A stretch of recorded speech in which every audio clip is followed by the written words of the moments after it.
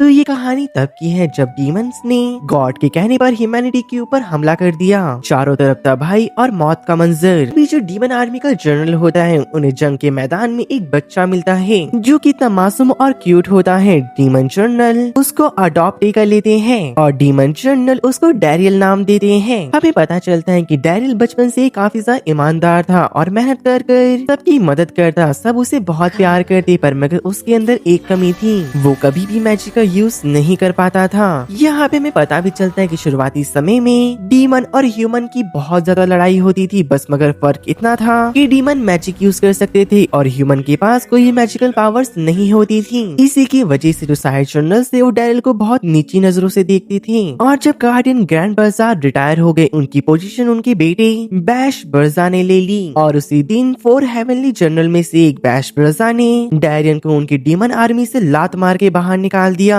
दरअसल हमें इसका रीजन बताया जाता है, जब बैश काफी ज्यादा छोटा था उसे लगा था कि उसके फादर जब वॉर से लौटेंगे उसके लिए काफी सारी चीजें लेके आएंगे, पर मगर जब वो लौटे वो अपने साथ डैरियल को लेके आए और उसे लगने लगा कि डैरियल की वजह से कभी भी उसके फादर ने उसे प्रायोरिटी नहीं दी और इसी गुस्से के चलते उसने प्रेजेंट में डैरियल को अपनी डीमन आर्मी से बाहर निकाल दिया। और डैरियल डीमन बेस से बाहर निकल रहा था, वो अपने मन में कहता है कि मेरे पास यहाँ के अलावा जाने का कहीं और रास्ता नहीं है, पर मगर मुझे समझ नहीं आता अगर मैं डीमन हूँ तो मैं मैजिक का यूज क्यों नहीं कर सकता। तभी डैरियल के सामने एक और डीमन आते हुए कहता है कि डार्क डीमन डैरियल, आखिर तुम कहाँ जा रहे हो? क्या तुम अपने पेट्रोलिंग पे जा रहे हो? पर मगर तुम्हारे लिए बिना मैजिक के पेट्रोल पे जाना काफी ज्यादा मुश्किल होता होगा ना। डैरियल उसे बताता है कि अब मैं डार्क डीमन डैरियल नहीं रहा, अब बस मैं डैरियल हूँ। ऐसा कहने के बाद वो जंगल में आ चुका था। डैरियल अपने मन में कह रहा होता है कि अब मैं क्या करूँ, मुझे कुछ नहीं आता। मैंने अपनी पूरी जिंदगी के 32 साल डीमन किंग की आर्मी में मन लगा के सर्व करा, अब मैं क्या करूं? मेरी नई शुरुआत मैं कहां से करूंगा? ऐसा कहते हुए उसे बहुत ज्यादा भूख लग रही होती है। अब वो नीचे लेट चुका था। डैरियल के मन में चल रहा होता है, अगर मैं अपनी जिंदगी की नई शुरुआत करने जा रहा हूँ, क्या पता उससे पहले मैं यहीं पे भूख से ना मर जाऊं। लेकिन तभी उसके बगल में एक जोरदार धमाका हो जाता है। तभी डैरियल की ऊपर से एक लड़की गुजर जाती है, जहाँ पे डैरियल ने उसका सब कुछ देख लिया था और वो अपने मन में कहता है,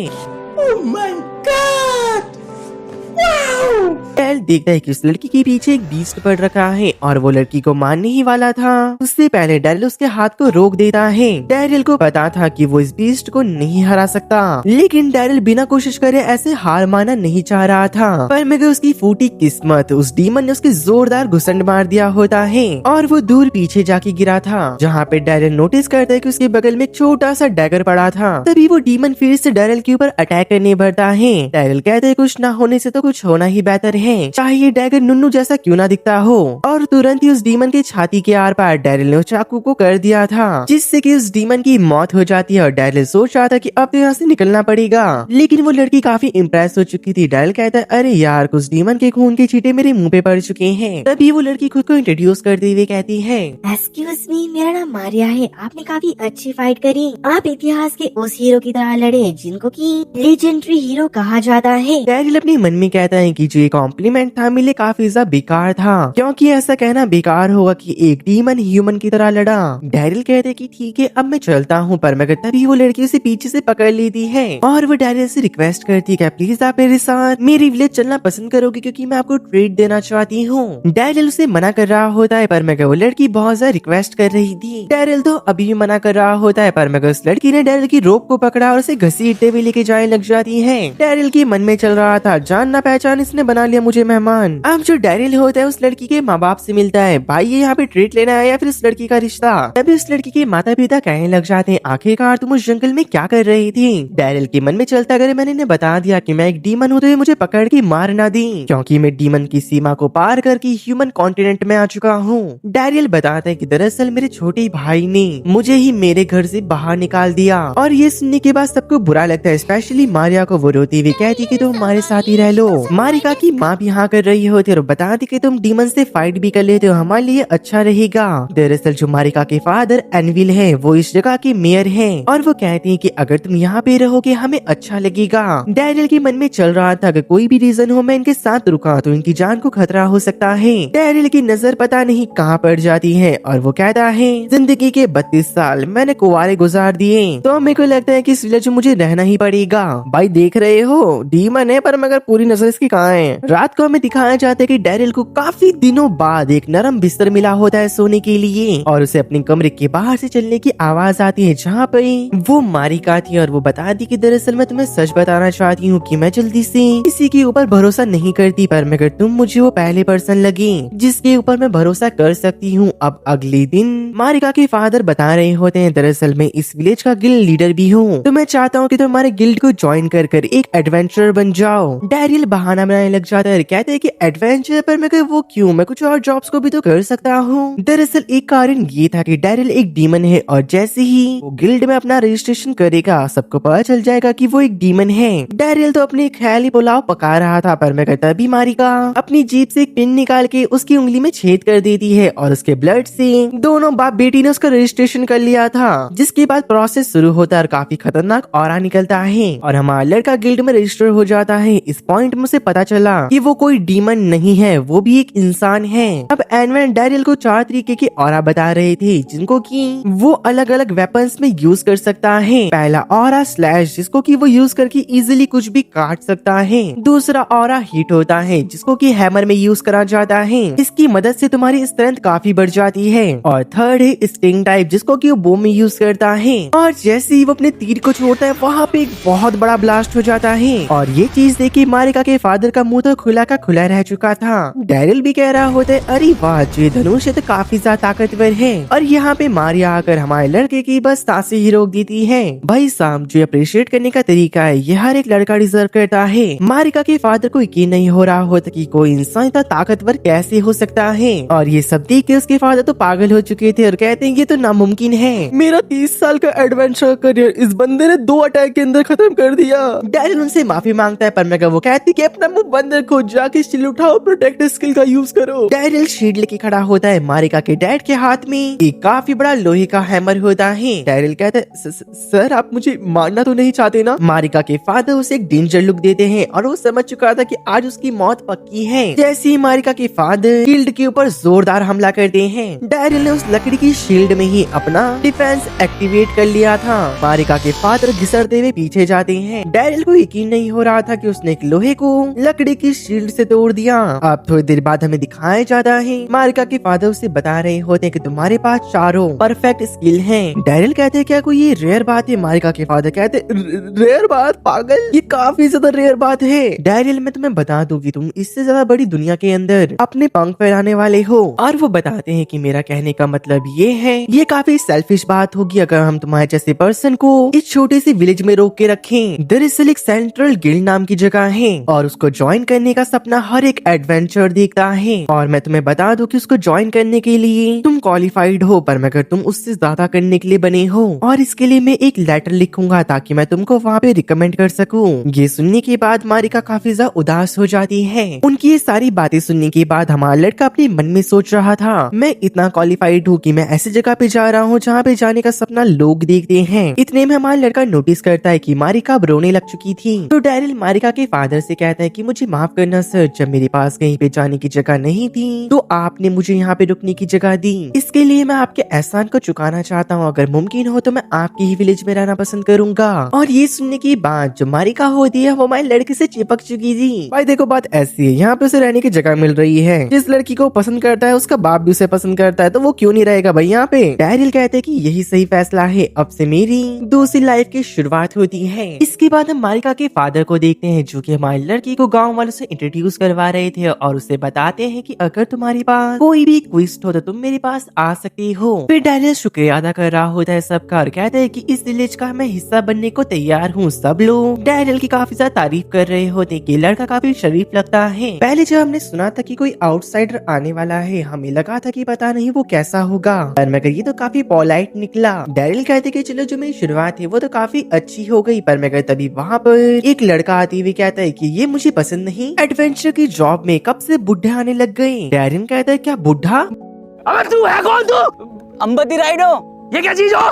गिल्ड मास्टर कहते हैं कि काशिदा उससे ऐसे बात मत करो, वो भी अब तुम्हारा एक साथी है। काशिदा उससे पूछता है कि तुम्हारी रैंक क्या है। डैरिल अपने हाथ में देखते हुए बताता है कि मेरी ई रैंक है। काशिदा हंसते हुए कहता है क्या ई रैंक? ये तो काफी कमजोर रैंक होती है। डैरिल उसकी बात का बुरा नहीं मानता और वो उससे उसकी रैंक पूछता है, जहाँ पर काशिदा की रैंक डी होती है। और काशिदा वहाँ से जाते हुए कह रहा था कि मैं तुम्हारा सीनियर हूँ, मेरी इज्जत करना, और जब मैं अपना क्वेस्ट को कर रहा हूँ तो मेरे बीच में मत आना वरना तुम मर भी सकते हो। तब मारिका के फादर काशिदा की तरफ से माफी मांगते और बताते कि विलेज में सिर्फ यही एक एडवेंचर है, तो उसे लगता है कि वो स्ट्रॉन्गेस्ट है। मुझे लगता है कि तुम्हारे आ जाने के बाद वो कुछ न कुछ से जरूर सीखेगा, सुधर जाएगा। अब हमारे लड़के को उसका पहला क्वेस्ट मिलता है, जहाँ पर वो बता रही थी कि हमारे पास मेडिकल हर्ब्स को इकट्ठा करने की काफी सारी रिक्वेस्ट है, पर मैं काशिदा ने सारी मना कर दी थी, तो मैं चाहता हूँ कि तुम इसको पूरा करो। डैरिल सारी रिक्वेस्ट को एक्सेप्ट कर लेता है। मारिका के फादर कहते हैं कि जंगल के अंदर अपना ध्यान रखना, क्योंकि वहाँ पे काफी सारे खतरनाक मॉन्स्टर हैं। और वो बता रहे होते हैं दरअसल काशिदा ने 1 महीने पहले एक क्वेस्ट को एक्सेप्ट करा था, पर मगर वो इस डीमन को नहीं हरा पाया।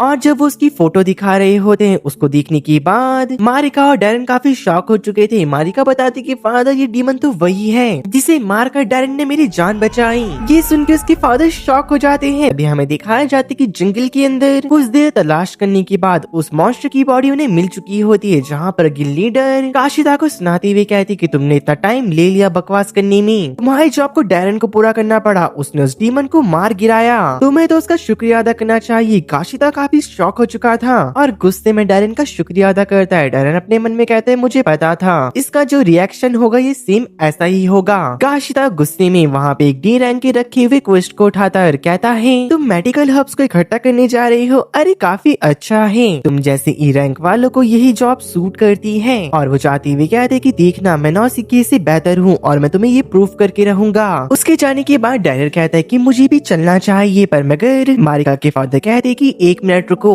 और वो उसके हाथ में कुछ करते हमें दिखाया जाता है। डैरिल का सिंबल ग्लो करता है और वो उसको बताते हैं कि तुमने उस मॉन्स्टर को मारा तो तुम्हारी रैंक बढ़ा दी गई है, और वो ई रैंक से डी रैंक में प्रमोट हो चुका था। तब तक वहाँ पे मारिका भी आ चुकी थी और कहती कि मुझे माफ करना, मैं तुम्हें इंतजार करवाया, चलो हम दोनों मिलके काम करते हैं और मैं तुम्हें यकीन दिलाती हूँ कि हम दोनों अपना बेस्ट देंगे। डैरिल कहते कि मारिका ये जरूरी तो नहीं है कि हम दोनों साथ में जाएं। मारिका कहती कि नहीं ये जरूरी है, क्योंकि तुम अभी अभी हमारे विलेज में आए हो, तुम्हें यहाँ के बारे में कुछ नहीं पता, तो मैं तुम्हें सब सिखाऊंगी। अब वो दोनों आगे बढ़ रहे थे। हमारा लड़का कहते कि मारिका तुम्हें पता है ना, फॉरेस्ट काफी ज्यादा खतरनाक है, तुम्हें यहाँ पे नहीं आना चाहिए था, यहाँ पे हमारे ऊपर कभी भी खतरा हो सकता है। मारिका बताती कि दरअसल फॉरेस्ट के अंदर विलेजर्स भी आते हैं, डी फॉरेस्ट के अंदर बस एडवेंचरर्स को भेजा जाता है जो कि खतरनाक जगह है। और हाँ, कभी कभी अगर लोग आलसी हो जाते हैं तो वो तब भी एडवेंचरर्स को हायर कर देते हैं जब उनका जंगल में आने का मन नहीं होता। डैरिल अपने मन में सोच रहा था क्या जो ये एडवेंचर की जॉब है बस ऐसे फालतू कामों के लिए होती है। अब वो लोग आगे बढ़ रहे थे, उनके सामने एक चट्टान आ जाती है। मारिका कहती कि अरे यार काफी टाइम हो चुका है, मैंने चट्टान पे नहीं चढ़ा। डैरिल पूछता है क्या तुम इसे चढ़ भी पाओगी? मारिका हाँ करती और बताती है मेरा सपना है कि मैं भी एक एडवेंचरर बनूं। अब जब डैरिल उसके पीछे पीछे पहाड़ में चढ़ रहा था, बेचारे की नजर बार बार कहीं और तो जा ही रही थी।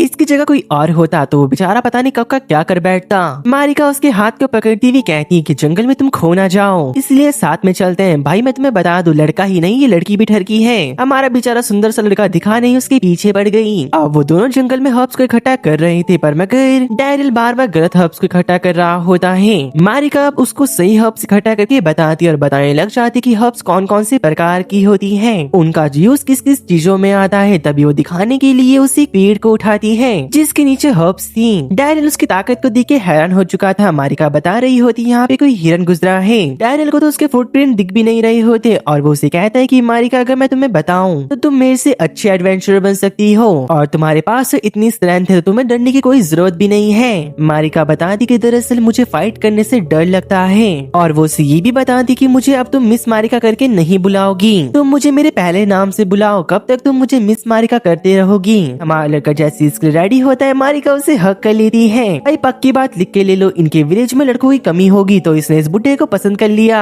जस्ट किडिंग गाइस, मजाक कर रहा हूँ। तभी जो हमारा लड़का होता है छूटने के लिए कहता है कि तुम्हारे पीछे वही हिरन है और एक्चुअल में वहाँ पे हिरन होता है। और जब वो दोनों से देख रहे थे तो वो उन्हें काफी प्यारा लग रहा होता है। वो कहते कि हमें इसे क्यों मारना है, लेकिन वो हिरन उनकी गलतफहमी को दूर कर देता है और एकदम से उनके ऊपर जंप मार के पास में जाके एक चींटी को पकड़ के उसे पेलना शुरू कर देता है। मान लो कि जैसे कि ये दोनों वो कर रहे हो। अब तो इन दोनों ने डिसाइड कर लिया था इन दोनों को तो लपेटना ही होगा। और शाम को जब वो दोनों गिल्ड लौटते हैं तो उन्होंने उस एंट मॉन्स्टर और उस हिरन मॉन्स्टर दोनों को मार लिया था। सब लोग उनकी तारीफ कर रहे होते हैं, पर मगर तभी वहाँ पर कैशर होता है काफी गुस्से में आता है, लेकिन वो कुछ तो कर नहीं सकता था। जो उसने सुबह के टाइम क्विस्ट का पेपर उठाया था वहीं पे छोड़ के चला जाता है, जहाँ पे हम सबको पता चलता है दरअसल उसे इसी एंट मॉन्स्टर को मारना था। धीरे धीरे करके दिन बीते हैं, महीने बीते हैं और हमारे लड़के को यहाँ पे रहने की आदत पड़ चुकी थी और अब वो मारिका के साथ रहने में कंफर्टेबल हो चुका था। पर मगर जो कैशियर होता है अब तक उस पे काफी ज्यादा गुस्सा था।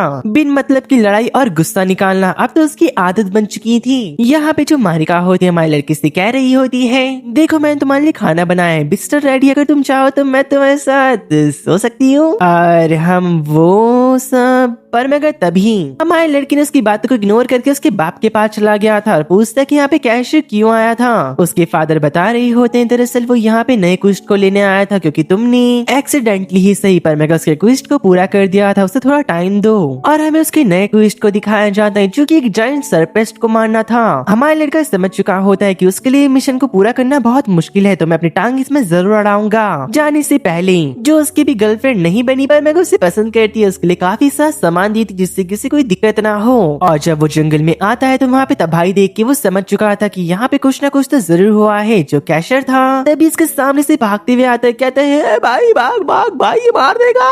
उसके पीछे वही जायंट सरपेस्ट पड़ रखा था। डैरल तो तैयार हो चुका होता है, वो कहता है कि मेरी तलवार तैयार है और खुद को इनहेंस करके रेडी हो चुका होता है फाइट के लिए। पर मगर सरपेंट भी कैशर का स्वाद लेने के लिए तैयार होता है। गलत वे में मत लेना भाई, उसे खाने की बात कर रहा हूँ। लेकिन तुरंत ही जो कैशर होता है पीछे घूम के अपनी कुछ एरो से सरपेंट के ऊपर हमला करता है, जिससे कि उसे घंटा कुछ नहीं होता। इससे सरपेंट को और गुस्सा आ चुका था। वो कहता है आज तो साले तू मरा, और उसे खाने जा ही रहा था। बीच में हमारा डैरन आ जाता है जो कि सरपेंट की एक कट मार देता है। सरपेंट इससे थोड़ा पीछे हो चुका था, लेकिन उसने हार नहीं मानी होती। वो डैरन के ऊपर अपनी पूंछ से हमला करता है। डैरन ने अपने स्वॉर्ड को एज ए शील्ड यूज करा था, जिससे सरपेंट की पूंछ से रुक जाती है, पर मैं उसकी स्वॉर्ड से टाटा बाय बाय बोल चुकी थी। डैरन अपने मन में कहता है ऐसे कैसे हो सकता है, मैं तो चारों औराओं को मास्टर कर चुका हूँ, मैं हार नहीं मान सकता। तो वो टूटी हुई स्वॉर्ड को पकड़ के चारों एलिमेंट को मिक्स करता है और स्वॉर्ड के टुकड़े को बड़ी जोर से सरपेंट के ऊपर थ्रो कर देता है, जिससे कि सरपेंट भी सोच रहा था अबे क्या चीज है नुन्नी सी, इसे तो मैं खा लूंगा निकल के। और जैसे ही वो उसे खाता है, जो वो स्वॉर्ड का टुकड़ा था काफी बड़ा हो चुका था और सरपेंट को चीर के बाहर निकल जाता है।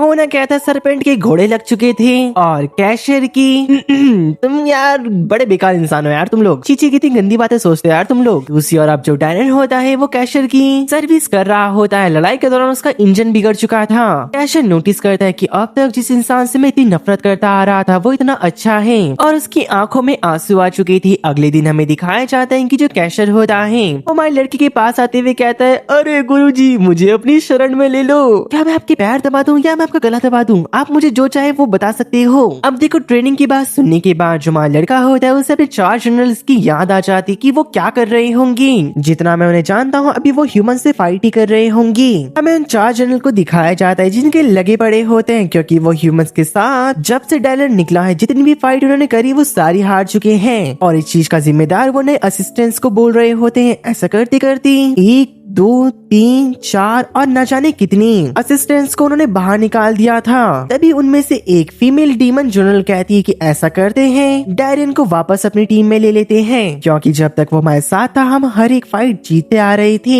ये सुनते साथ ही उसके भाई बैश को काफी गुस्सा आ जाता है। वो कहता है अगर उसका किसने नाम लिया तो मैं उसे जान से मार दूंगा। यहाँ पे मैं डैरल और कैशर को दिखाया जाता है। कैशर तो डैरल के पीछे ही पड़ चुका था।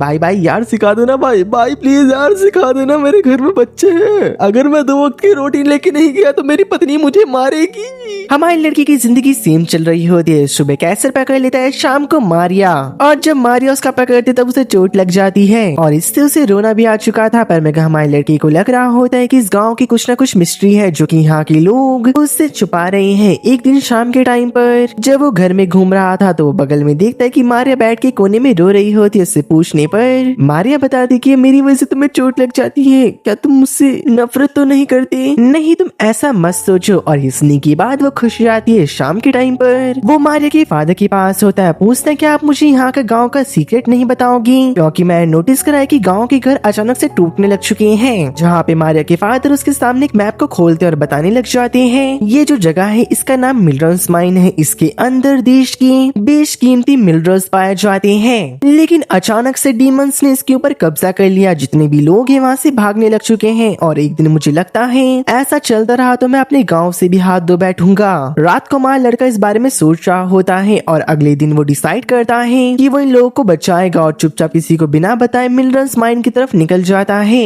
वहाँ पे जाके वो देखता है कि यहाँ पे चारों तरफ तबाही मच रखी थी। जगह जगह डब्बे टूटे पड़े होते हैं। एक डब्बे को अपने सर में रखकर वो माइन की तरफ निकल जाता है और माइन के अंदर जाने के बाद उसकी खुदाई की आवाज आती है। जब हमारा लड़का अंदर जाता है वो देखता है कि उसके कुछ साथी जो कि बॉर्न डीमन होते हैं वो वहाँ पर खुदाई कर रहे थे। और डैरियल को देखते साथ वो खुश जाते हैं और कहती है, बड़े भैया डैरियल, आप काफी टाइम बाद दिखाई दे रहे हो। और वो सब कतार में खड़े हो जाते हैं जहाँ पे डैरियल उसका सर थपथपा रहा था। डैरियल उनसे पूछता है कि यहाँ पे क्या चल रहा है, जहाँ पे वो सब बताते हैं जो न्यू डीमन लॉर्ड है वो पूरी तरीके से टूट चुके हैं। उनके पास अपनी आर्मी को खिलाने तक के पैसे नहीं है, न ही उनके पास खाना बचा है। वो हमसे बहुत ज्यादा काम करवाते हैं। हम थक चुके हैं यहाँ पे काम कर कर कर। तभी वहाँ पे एक लड़का आ चुका था जिसने कि वहाँ के बुझे हुए लैंप्स को जला दिया था। उस डीमन सोल्जर्स के पास आते हुए कहते हैं कि सर देखो बस हमें इतने क्रिस्टल मिले। वो डीमन कहता है कि इतने से काम नहीं चलेगा, और ज्यादा मेहनत करो और ज्यादा क्रिस्टल को इकट्ठा करो।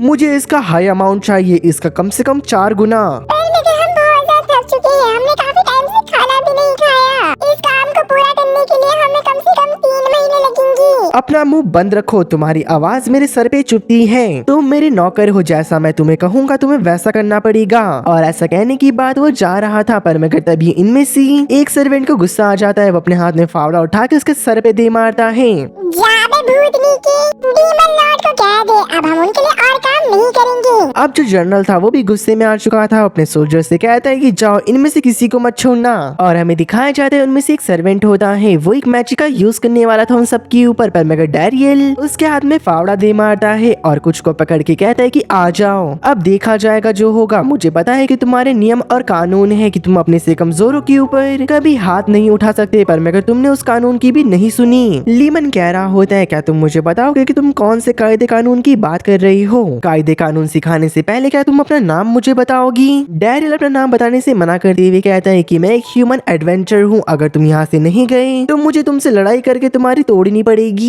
लेमन कह रहा होता है कि मुझे नहीं पता कि तुम लोग कब से मेरे खिलाफ जाने की कोशिश कर रहे थे, पर मगर याद रखना आज ये तुम सबका यहाँ पे आखिरी दिन होने वाला है। डैरियल अपने मन में कहता है कि मुझे यहाँ पे किसी को मारना नहीं है, बस मुझे यहाँ पे सबको रोकना है। और वो एक सोल्जर के मैजिक को करने से पहले उसे रोक देता है क्योंकि उसे काफी सालों का एक्सपीरियंस जो था। तभी उन छोटों में से एक जाते हुए बोल रहा था, मैं भी तुम्हारी तरफ से लड़ूंगा, मैं इन्हें नहीं छोड़ूंगा।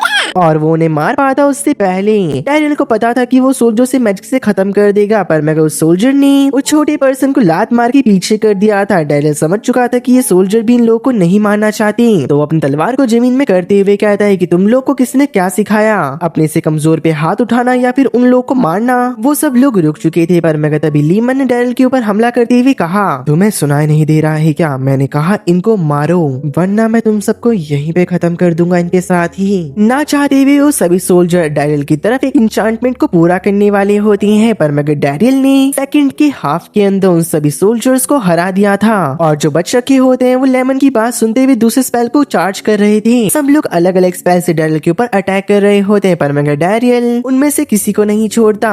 लेमन भी डैरियल के ऊपर अटैक करता है, पर मगर डैरियल ने अपनी असली स्वॉर्ड बाहर निकाल के उसके गले पे रख दी थी। लेमन का तो लेमन सोडा बन चुका होता है। वो कहता है कि मुझे माफ कर दे मेरे भाई मुझे जान दे। और वो बता रहा होता है कि इस पोजीशन को हासिल करने में उसने क्या क्या पापड़ बेले, बैश की खातिरदारी करी, उसे मुजरा दिखाया, उसकी सारी बात सुनी। ये सुनने की बात तो हमारे लड़के को ही शर्म आने लग चुकी थी। डैरियल तो पहले से मानना नहीं चाह रहा था, पर मगर इसे ऐसे छोड़कर वो जाने भी नहीं दे सकता, तो वो उसके सर को चांद बना देता है और कहते कि भागो यहाँ से। सब लोग वहाँ से खिसक चुके थे। छोटे छोटे मेहमान कह रहे थे, आज से आप हमारे मास्टर हो, हम आपको मास्टर मानते हैं। यहाँ से जितने भी मिनरल्स मिलेंगे हम आपको सप्लाई कर देंगी। अब हमारा लड़का गिल्ड में आता है, गिल्ड लीडर को बताता है कि बस हमें कुछ नहीं करना, मैंने केव को तो प्रोटेक्ट कर दिया है, बस वहाँ पे काम करने वाले वर्कर्स को हमें डीमन से प्रोटेक्ट करना होगा।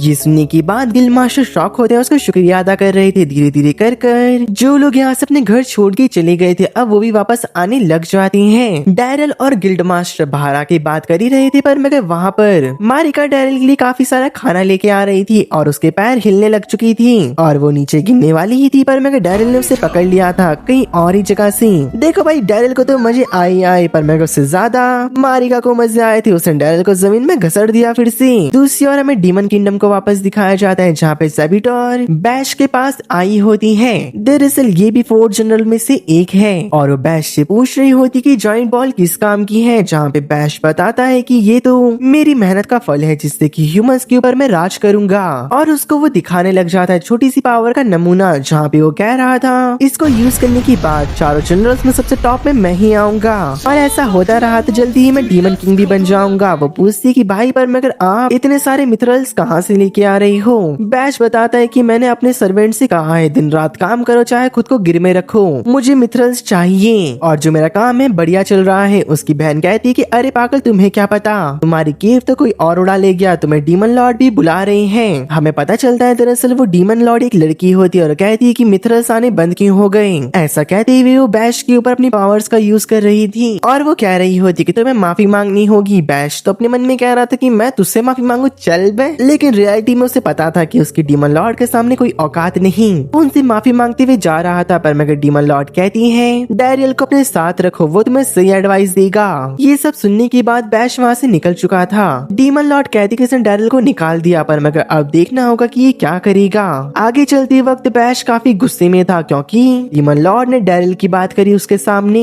दूसरी ओर हमें गांव के सीन को दिखाया जाता है, जहाँ पे डैरियल गांव में सबको देख रहा होता है, सब लोग हंस खेल रहे थे। मारिया भी बहुत खुश होती, न जाने कितने साल बाद यहाँ पे इतनी खुशियाँ आई, न जाने कहाँ से। पर मगर मारिका तभी कहती है कि अब हमें बच्चों के बारे में भी सोचना चाहिए। डैरियल कहता है क्या मैंने कुछ गलत सुन लिया या फिर इसने वही बोला जो मैंने सुना। देखो जो मारिका होती है वो भी हमारी लड़की को पसंद करती है और उसे लग रहा था कि ये सही मौका है डैरियल को प्रपोज करने का, और जैसी वो उसे प्रपोज करने ही वाली थी पर मगर तभी उनके सामने से काफी सारे एडवेंचर्स के चिल्लाने की आवाज आ रही होती है और हमें दिखाया जाता है दरअसल कैशर की लड़ाई हो रही होती है पीछे किसी के साथ। डैरियल भी उधर की तरफ जा रहा था, अपने मन में कहते कि मैंने सही सुना, वो वही कह रही थी, पर मगर मैं ऐसा प्रिटेंड करूंगा कि मैंने तो कुछ सुना ही नहीं। तभी जो डैरियल होता है उस एडवेंचर से बात कर रहा था, वो कहता है कि मेरा नाम फिटेबल है और मैं काफी दूर से आया हूँ और मैं तुम्हें अपनी रैंक बता दूं कि मैं डी रैंक का हूँ। हमारा लड़का भी खुद को इंट्रोड्यूस करते हुए कहते हैं कि सर मैं भी डी रैंक का हूँ, लेकिन फिटेबल ने तुरंत ही अपनी औकात दिखा दी थी। वो कहने लग जाता है कि आखिर तुम जैसे गलीच लोग उस माइन के ऊपर कब्जा कैसे कर पाए, तुम तो बहुत कमजोर हो, मुझे समझ नहीं आ रहा मिथरल केव वो भी तुम लोग की बस में, ऐसा तो यार होना नहीं चाहिए था। तो मैं तुम्हें बता दूं कि आज से वो केव हमारी है, तो गलती से भी अपने कदम वहाँ पे मत रख देना।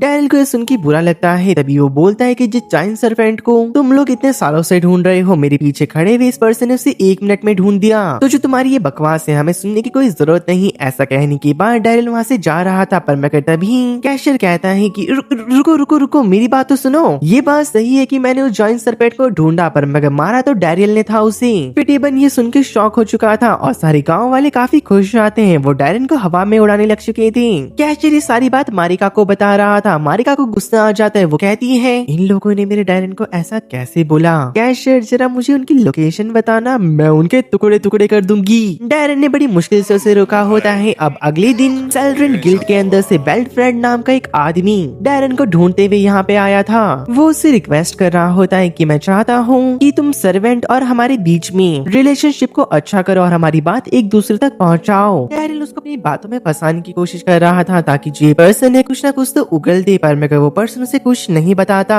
तो अब हमारे डैरियल के पास भी कोई और चारा नहीं बचा था, तो वो उनको अब सर्वेंट के पास लेके चला जाता है और हमारा लड़का उन सबको बता रहा था कि देखो मैं चाहता हूँ कि तुम बेल्टफ्रेड के साथ भी ट्रेड करो और इसे भी सामान दो। सारे के सारे छोटे भाई लोग खुश जाते हैं और कहते हैं ठीक है, हम तुम्हारी बात मान के इसे सम्मान देंगे। ये तुमने कहा है, बस हम इसलिए कर रहे हैं। बेलफ्रेड बोलता है कि अरे यार, इन्होंने तो मेरी पहली बात ही नहीं सुनी और इसकी बात तुरंत सुन ली। डैरियल वहाँ से निकल रहा था, पर मैं कहता है वो नोटिस करता है जो फिटेफेल है वो वहीं पे खड़ा था। डैरियल फिटेफेल से पूछता है कि तुम यहाँ पे क्या कर रही हो। फिटेफेल बताता है कि दरअसल उनकी बातों के दौरान डैरियल नोटिस करता है कि हवा के बीच में एक जादुई सर्कल अपीयर हो रहा है, तो वो अपनी बॉडी को इनहेंस कर स्पाइडरमैन बन जाता है और तुरंत ही दीवारों को पार करके जब वो नीचे आता है तो वो देखता है कुछ डीमन उस मैजिक सर्कल को कास्ट करने वाले थे, और जैसे वो उन्हें मारने के लिए आगे बढ़ रहा था, पर तभी उसके सामने एक वाटर मैजिक की दीवार आ जाती है। एक रिजल्ट नाम का पर्सन कह रहा होता है कि तुम जो भी हो, मैं तुमसे फाइट करना नहीं चाहता, लेकिन जैसे ही रिजल्ट डैरिल को देखता है वो उसे तुरंत ही हक कर देता है, क्योंकि वो उसका काफी अच्छा दोस्त था और बताते है कि जब तुमने डीमन आर्मी को छोड़ दिया, मैंने तुम्हें ढूंढने की बहुत कोशिश करी, पर मगर तुम मुझे कहीं नहीं मिली। आखिरकार तुम इतने टाइम से क्या कर रहे थे? तभी हमारा डैरिल से सच बताता है कि वो एक इंसान है और अब वो इंसानों के साथ ही रहता है, जहाँ पे अब वो एक एडवेंचर भी बन चुका है। आखिरकार लेकिन तुम यहाँ पे क्या कर रहे हो? रिसेट बताता है कि देखो, मैं तुम्हें सच बताऊंगा, डीमन आर्मी जो है वो लगभग खत्म होने के कगार पे पहुंच चुकी है। जो सारे कमांडर है उनके बीच नहीं बन रही है। बेस्ट तो ऐसा बन चुका है जो उसके काम का ही पर्सन हो, पर मगर उसे वो पसंद ना आए तो वो उसे भी फायर कर देता है। रिसेट बताता है कि मैं यहाँ पे मिथरल माइन को चेक करने आया था, प्लीज क्या तुम मेरे साथ वापस डीमन किंगडम चलोगी? डैरिल मना करते हुए कहता है कि देखो, यहाँ पे अब कुछ लोग हैं जो मुझे पसंद करते हैं और मैं उन्हें बहुत ज्यादा पसंद करता हूँ। रिजल्ट को ये बात पसंद नहीं आती तो वो डैरिल को एक वाटर टोर्नेडो के अंदर फंसा देता है और कहता है कि तुम मेरे साथ चलोगी। तुरंत ही जो डैरिल होता है उसके टोर्नेडो को काटते हुए कहता है कि देखो, मेरे पास तुम्हारे लिए एक अच्छा ऑफर है। वो लोग एक मीटिंग कर रहे थे जहाँ पे डैरिल कहता है कि हमें मिथरल्स को बेचना चाहिए, और ये बात वो बेलफ्रेड को बता रहा था, और वो बताता है कि अगर हम इसे बेचते हैं तो डीमंस के साथ हमारे रिलेशनशिप ठीक हो जाएंगे, पर अगर जबरदस्ती हम इस केव के ऊपर कब्जा करके रखें तो एक ना एक दिन ऐसा आएगा जब डीमन और हमारे बीच में जरूर बजेगी। दरअसल डीमंस को मिथरल की बहुत जरूरत पड़ती है, बस रिजल्ट इतना रहेगा कि जो मिथरल हम रेगुलर प्राइस में बेचते हैं हम उसका 4 गुना डीमन आर्मी को बेचेंगे। रिजल्ट भी इसके लिए मान चुका होता है और बताता है कि हमें मिथरल की बहुत जरूरत है। पर मैं कहते ही फिटेबल कहता है कि जो इंसान का दुश्मन है यानी कि डीमन, हम उसके ऊपर भरोसा कैसे कर सकते हैं? ऐसा कहने के बाद वो रिजल्ट के ऊपर हमला कर देता है, पर मैं हमारी लड़की ने अपनी शील्ड को क्रिएट करके उसे ब्लॉक कर दिया था, और वो बताता है कि दरअसल जो तुम ये गुस्सा दिखा रहे हो इससे कुछ नहीं होगा, बस नफरत बढ़ती चली जाएगी। फिटेबल कहता है कि तुम्हें जैसा लगता है तुम वैसा करो, पर मगर जो मुझे लगता है मैं वो करूंगा। बेस्ट फ्रेंड कहता है कि बहुत हो गया, वहीं पे रुक जाओ, बस तुम मेरी एक बॉडीगार्ड हो, उसके अलावा कुछ और नहीं, और तुम्हारे इस ऑफर को मैं एक्सेप्ट करता हूँ। जो डैरिल होता है कुछ देर बाद टाउन में घूम रहा था और वो एक ब्लैक स्मिथ को ढूंढ रहा था, क्योंकि जो मिथरल केव से निकल रहे हैं उन्हें फॉर्ज भी तो करना था। पर मगर जिस ब्लैक स्मिथ के घर में वो जा रहा था वहाँ पे उसे फिटेबल मिलता है और कहता है, अरे यार तू यहाँ पे थोड़ा देर से आया, चल अब चुपचाप यहाँ से निकल जा, क्योंकि ये जगह मेरी है। वैसे भी तू डी रैंक का है और अब मैं बी रैंक में प्रमोट हो चुका हूँ, तो मुझसे पंगा मत लेना। डैरिल अपने घर वापस आ चुका था। एनुअल उसे बता रहे थे दरअसल जो फिटेबल है वो बेस्ट फ्रेंड का बॉडीगार्ड नहीं रहा, इस वजह से वो थोड़ा चिड़चिड़ा हो रखा है आजकल। तभी जो मारिया होती है भागती हुई आती है, डैरिल को हक कर देती है। डैरिल, मुझे किसी ने छेड़ा, क्या तुम मेरा बदला लोगे? एक बूढ़ा आदमी शहर में आया और उसने मेरे चेस्ट को टच करा। भाई होना क्या था? सुनने की बात मजनू तो फायर अप हो चुका था और वो कहता है पर मगर दूसरी ओर हमें दिखाया जाता है जो एक बूढ़ा आदमी था वो तो नीचे खून खून हो रखा था। ध्यान से देखने पे हमें पता चलता है कि वो तो दरअसल टमाटर गिर रखे होते हैं। अब वो बुढ़ा भी कहाँ रुकने वाला था, वो खड़ा होते हुए कहता है, अरे तुम इतनी छोटी बात के लिए इतना बड़ा बखेड़ा क्यों खड़ी कर रही हो? जरा सी तो बात थी। ऐसा कहने के बाद वो बूढ़ा टमाटर खा रहा था। डैरिल कहता है कि ओल्ड मैन, मैं आपकी रिस्पेक्ट करता हूँ आपकी एज की, पर मगर जो आपकी स्टेटमेंट है लाइन क्रॉस कर रही है। ओल्ड मैन कहता है, क्या लाइन क्रॉस कर रही है? अरे लड़की, जो ये लड़का है तेरे काबिल ही नहीं है, तूने देखा कि ये अनाड़ी सा एडवेंचर है, ये तुम्हें क्या ही प्रोटेक्ट करेगा? ये सुनने के बाद मारिया को गुस्सा आ जाता है। वो कहती है, क्या अनाड़ी एडवेंचर? मिस्टर डैरिल के बारे में ऐसा कुछ मत बोलो, और वो उस बूढ़े आदमी को मारने ही जा रही थी, लेकिन डैरिल उसे रोक देता है। बूढ़ा आदमी बताता है, दरअसल मैंने उसकी स्वॉर्ड को देख के ऐसा बताया क्योंकि जो उसकी डल स्वॉर्ड है उसने उसमें काफी धार लगाई है और ऊपर से उसकी स्वॉर्ड ओवर शेप है। ऐसे इंसान के हाथ में कोई अपनी जिंदगी कैसे छोड़ सकता है? अब तुम ही मुझे बताओ, अगर ये अनाड़ी नहीं तो ये क्या है? मारिका कहती कि तुम्हें कुछ नहीं पता। दरअसल जो मिस्टर डैरियल है उन्होंने काफी सारे डीमंस को मारा इस स्वॉर्ड से, एक बब्बून को मारा, ऊपर से उन्होंने एक जाइंट स्नेक को मारा इस स्वॉर्ड से। ओल्ड मैन कहते क्या इस स्वॉर्ड से? वो घटिया सी तलवार। और वो बूढ़ा आदमी कहता है कि लड़के अपने हाथ को ऊपर करो, और जिस तरीके से इस बूढ़े ने इसका हाथ पकड़ा है, मुझे तो जुजुत्सु काइसन का वो सीन याद आ गया। हम दोनों अगर चाहें तो इस तरह हाथ भी मिला सकते हैं। मुझे नहीं मिलाना। अरे बाबू शर्माओ मत, ऐसे करोगे तो मुझे भी शर्म आएगी। तभी वो डायल को बता दे कि तुम्हारा हाथ ऐसे पकड़ने से मैं तुम्हारी एनर्जी को सेंस कर सकता हूँ और बता सकता हूँ कि तुम्हारा नेचर क्या है। तुरंत ही डायल की बॉडी बहुत ज्यादा ग्लो करने लग जाती है। बूढ़ा आदमी शॉक हो चुका था और कहता है, क्या स्मैश, स्टिंग, हीट और गार्ड, तुमने चारों नेचर के अंदर मास्टरी हासिल कर रखी है। और वो हंसने लग जाते हैं और बताते कि ऐसी विलेज में ऐसे पर्सन से मिलना जिन्होंने की चारों में मास्टरी कर रखी काफी कमाल का है। डायल कहता है, पर मगर ओल्ड मैन, क्या आप मुझे बताओगे कि आप हो कौन? ओल्ड मैन बताती कि मैं मिथुरल स्मिथ हूँ और मैं मिथुरल से औजार को क्रिएट करता हूँ, और मैंने सुना कि यहाँ पे काफी सारे मिथुरल हैं जिससे कि मिथुरल के औजार क्रिएट कर सकता हूँ, जिस वजह से मैं यहाँ पे आया। मारिया बताती कि मुझे तो तुम टोटली फेक लग रही हो। किस पर्सन का नाम मिस्टर स्मिथ होता है? मिस्टर स्मिथ कह रहे थे, क्या तुम मेरे ऊपर शक कर रही हो? तभी डायल गिल्ड मास्टर से कहता है, सर आपने किसी मिस्टर स्मिथ के बारे में सुना है? गिल्ड मास्टर कहते हैं, क्या कोई ऐसा भी नाम होता है? मिस्टर स्मिथ कहते हैं, क्या तुम भी मेरे ऊपर शक कर रहे हो? और वो अपनी जेब से एक पेपर निकालते हैं और बताते हैं कि दरअसल मैं सेंट्रल गिल्ड की रिक्वेस्ट पे यहाँ पे आया हूँ। डैरिल बताते कि हाँ ये सच कह रहे हैं। तभी ओल्ड मैन कहते कि इसी वजह से अभी हम यहाँ से निकल रहे हैं। मुझे ये बताओ जो स्मिथी है वो कहाँ पर है? डैरिल उदास होके कहता है कि हम वहाँ पे सर नहीं जा सकते। फिलहाल जो स्मिथी है वो कैंपबेल के एडवेंचर चला रहे हैं। बूढ़ा आदमी कहता है, अरे यार कितनी बेकार बात है, मुझे तुम्हें सिखाना ही होगा। आखिरकार जो नेगोशिएशन स्किल है वो कैसे वर्क करती है। तो उसी और हमें वर्कशॉप के सीन को दिखाया जाता है। ओल्ड मैन पीटो बीटल के ऊपर चिपक के रो रहे होते हैं और कहते हैं, भाई मुझे काम करने दे प्लीज। और ये चीज देख के डैरिल कहता है कि ये कौन सी नेगोशिएशन स्किल है? स्मिथ बताते कि मैं उल्टी कर दूंगा अगर तुमने मुझे मिथुरल को छूने नहीं दिया तो। ये सुन के पीटो बीटल डर चुका था और कहते कि अरे रुक जाओ, मैं तुम्हें एक छोटा सा कोना दे दूंगा वर्कशॉप के अंदर। ये सुन के स्मिथ खुश हो चुका था और कहता है कि बात बन गई, और हमें वर्कशॉप के अंदर का सीन दिखाया जाता है जहाँ पे एक ब्लैक स्मिथ एक मिथुरल को खराब कर देता है। ब्लैक स्मिथ कहते हैं कि अरे यार ये तो किसी काम का नहीं, ये तो एक नौसिखिया है। और वो बता रहे होते हैं दरअसल मिथुरल को गलाने के लिए और उसे सामान बनाने के लिए एक मेथड लगता है, जिसके बाद वो कुछ मिथुरल को भट्टी के अंदर डाल देते हैं। और वो डैरिल से कहते हैं कि बेटा वो खिड़की बंद कर दो, और डैरिल जैसे उसे बंद करता है। ओल्ड मैन बता रहे होते हैं कि मिथुरल को हमें देखना पड़ता है, अगर टेम्परेचर ज्यादा हुआ तो वो राख हो जाएगा और अगर कम हुआ तो वो ढंग से नहीं गल पाएगा। और वो एक मिथुरल को उठाते हैं, बताते हैं कि हमें ऐसा कलर चाहिए। मिथुरल को गलाने से पहले हमें उसके प्रेशर पॉइंट को भी देखना होता है। मिथुरल के प्रेशर पॉइंट देख के हमें पता चल जाता है कि वो कौन सा स्वॉर्ड या फिर कौन सा वेपन बनने के लिए बन रखा है। और बूढ़ा कहता है कि देखो और सीखो, और तुरंत ही मिथुरल के ऊपर हथौड़ा मारने लग जाते हैं, जिससे कि एक रोशनी निकलती है। और थोड़ी देर बाद उन्होंने काफी प्यारी स्वॉर्ड बनाई थी, जिसे कि उन्होंने डैरिल को दे दिया था। स्मिथ बताते कि इसके अंदर अपना ऑरा डालो, और जैसे डैरिल इसे ट्राई करता है वो ऑरा स्वॉर्ड ने अपने अंदर सोख लिया था। जहाँ पे वो बता रहे होते हैं दरअसल मिथुरल वेपन के पास ऑरा पेनिट्रेशन का अलग ही लेवल होता है। हमें दिखाया जाता है डैरिल ने उस तलवार से मक्खन की तरह एक काफी बड़ा पेड़ काट दिया था। ये देख के डैरिल काफी शॉक हो जाता है और कहता है कि जो मिथुरल स्वॉर्ड है वो तो काफी कमाल की है। लेकिन तुरंत ही वहाँ पे पीटो बीटल आ जाता है, जो कि कहता है, सर मेरे पहले के बर्ताव के लिए क्या आप मुझे माफ करोगे? मुझे पता लग चुका है कि आप एक काफी कमाल के ब्लैक स्मिथ हो, क्या आप इस कला को मेरे और मेरे दोस्तों को सिखाओगी? तभी वो बूढ़ा आदमी कहता है, अजी घंटा, थोड़ी देर पहले तुमने मेरे साथ काफी बदसलूकी करी और वैसे भी नौसिखिया लोगों को मैं कुछ नहीं सिखाता।